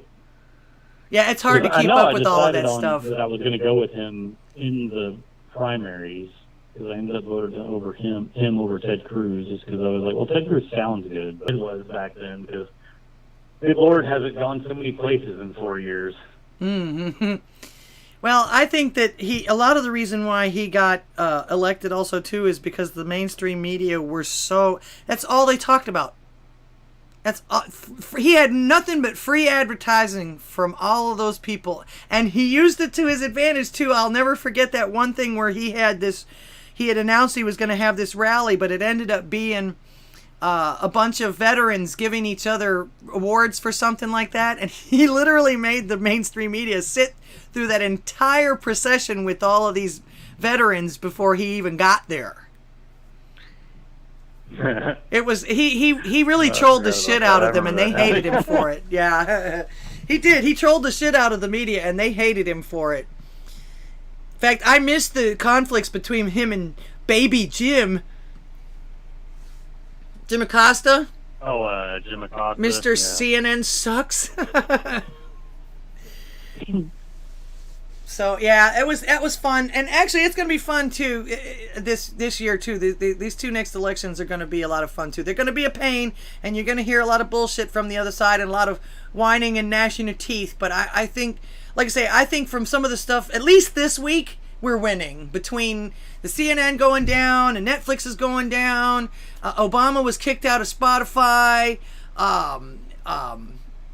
You got people, more and more people noticing how inept our leader is, things like that, and I see people fighting back. Like I say, from this thing with the libs of TikTok, they tried to bring her down, and she just got stronger. Yeah, I'm glad to hear that. I mean, that's the way it should be. We do have a midterms. I don't want to get any more negative than that. I just hope we do have a midterm, because if we're able to have one, maybe things will really start to come home to roost like they're showing signs of doing like today. Because you're right. With all this stuff going on, we should really focus on some of the wins we are having so we don't get lost in the weeds. You're right. There's so much going on right now, just today, that shows that we have hope. Mm-hmm. And like the real kind. Yeah, and of course, no matter how much we win, we can't get complacent again like we used to be. We have to remember that this could happen at any time. The minute we let our guard down, they're going to go for the jugular, and they do, and they will. Yep. Stay vigilant. Yep, stay vigilant. Yeah, everybody, keep fighting the good fight. I'm super tired, but thank you so much. Yes, thank you so much for calling. I appreciate it. I will be ending the show as soon as we hang up here. Of course, I'm going to remind everybody where they can find you. This is America Inc. Music, at least one of three of us. You can find America Inc. Music. It's America INC Music on Spotify, on Odysee, on YouTube, on Bandcamp. Anywhere and everywhere you can think of, we're probably there. We've added a Ko-Fi. KO-FI, because you don't have to pay with PayPal there. Yay! But if you pledge to us, we're not going to get anything extravagant, because we're making things available as possible, but you'll get like guitar tabs and early audio downloads and whatnot. Oh, you're going to let people cover you, huh? So that anywhere and everywhere. If people want to play our music, play our music. If you want to learn how to play it on guitar, learn how to play it on guitar. It's all out there for you. It's fine. Awesome. If the message gets out, that's what matters. Awesome. Well, thank you so much for calling, and I will be listening for your music tomorrow. I'm sure 451 Actual will probably play a couple of your tunes tomorrow at 9 a.m. All right. Well, thank you so much. And everyone else listening, you'll have a wonderful night. Stay vigilant, Patriots. That's right. All right. Thanks so much for calling. You have a great night. All right. Shout out to American Inc. Music. Hopefully we'll hear some of his music tomorrow on 451 Actual show at 9 a.m. I don't know how early I'm going to be there. I unfortunately missed Wednesdays, but that's because I had a doctor's appointment. I had other things to do. But I'm sure his show kicked ass as usual. It always does. I will probably be there tomorrow morning lurking as I'm work line. Please make sure to help me out, donate and all of that good stuff, share me out and everything like that so that I can grow. Like I say, my main goal is also to keep growing, keep getting everyone calling in, getting better equipment, getting better bandwidth, and of course eventually adding my husband to my panel as my co-host. He makes me laugh. He'll make you laugh too. He actually is pretty much, sometimes he's quicker on the uptake as far as being able to answer some of these things smart aleckly or whatever you want to call it or not. than I am. And again, like I say, he keeps me laughing all the time. So I can't understand why. In fact, my family rolls laughing when he gets on a roll too. He's quiet a lot, but he also has an extremely good sense of humor, and he's cute too. Some eye candy for the ladies out there. No touching though. You can't touch him. All right. Once again, appreciate y'all being here. Make sure to utilize some of the links below. Keep exercising your freedom of speech, even if it's just to call into a talk show like mine. I know that not everybody can do the creator thing. I'm barely doing the creator thing, but I want to make sure to be a part of our exercise of our freedoms, because I've told you before, if we don't use them, we are going to lose them, and this is becoming apparent, and I can see the fight. We've got quite a few good news for this situation. We got quite a few wins for them. They brought this shit on, a lot of it themselves, and the natural order of capitalism is actually working. People are voting with their dollars and their feet, rather than being intimidated and lied to continually by these people in the mainstream media that are basically just an arm of the government, which is also against the First Amendment. So, once again, thank you so much. Thank you, Mr. 5000. I appreciated it that you're being here. Please come back and see us again. Prowler, American Music, thanks for calling in. Hopefully we'll see you guys next time. But until then, AMF.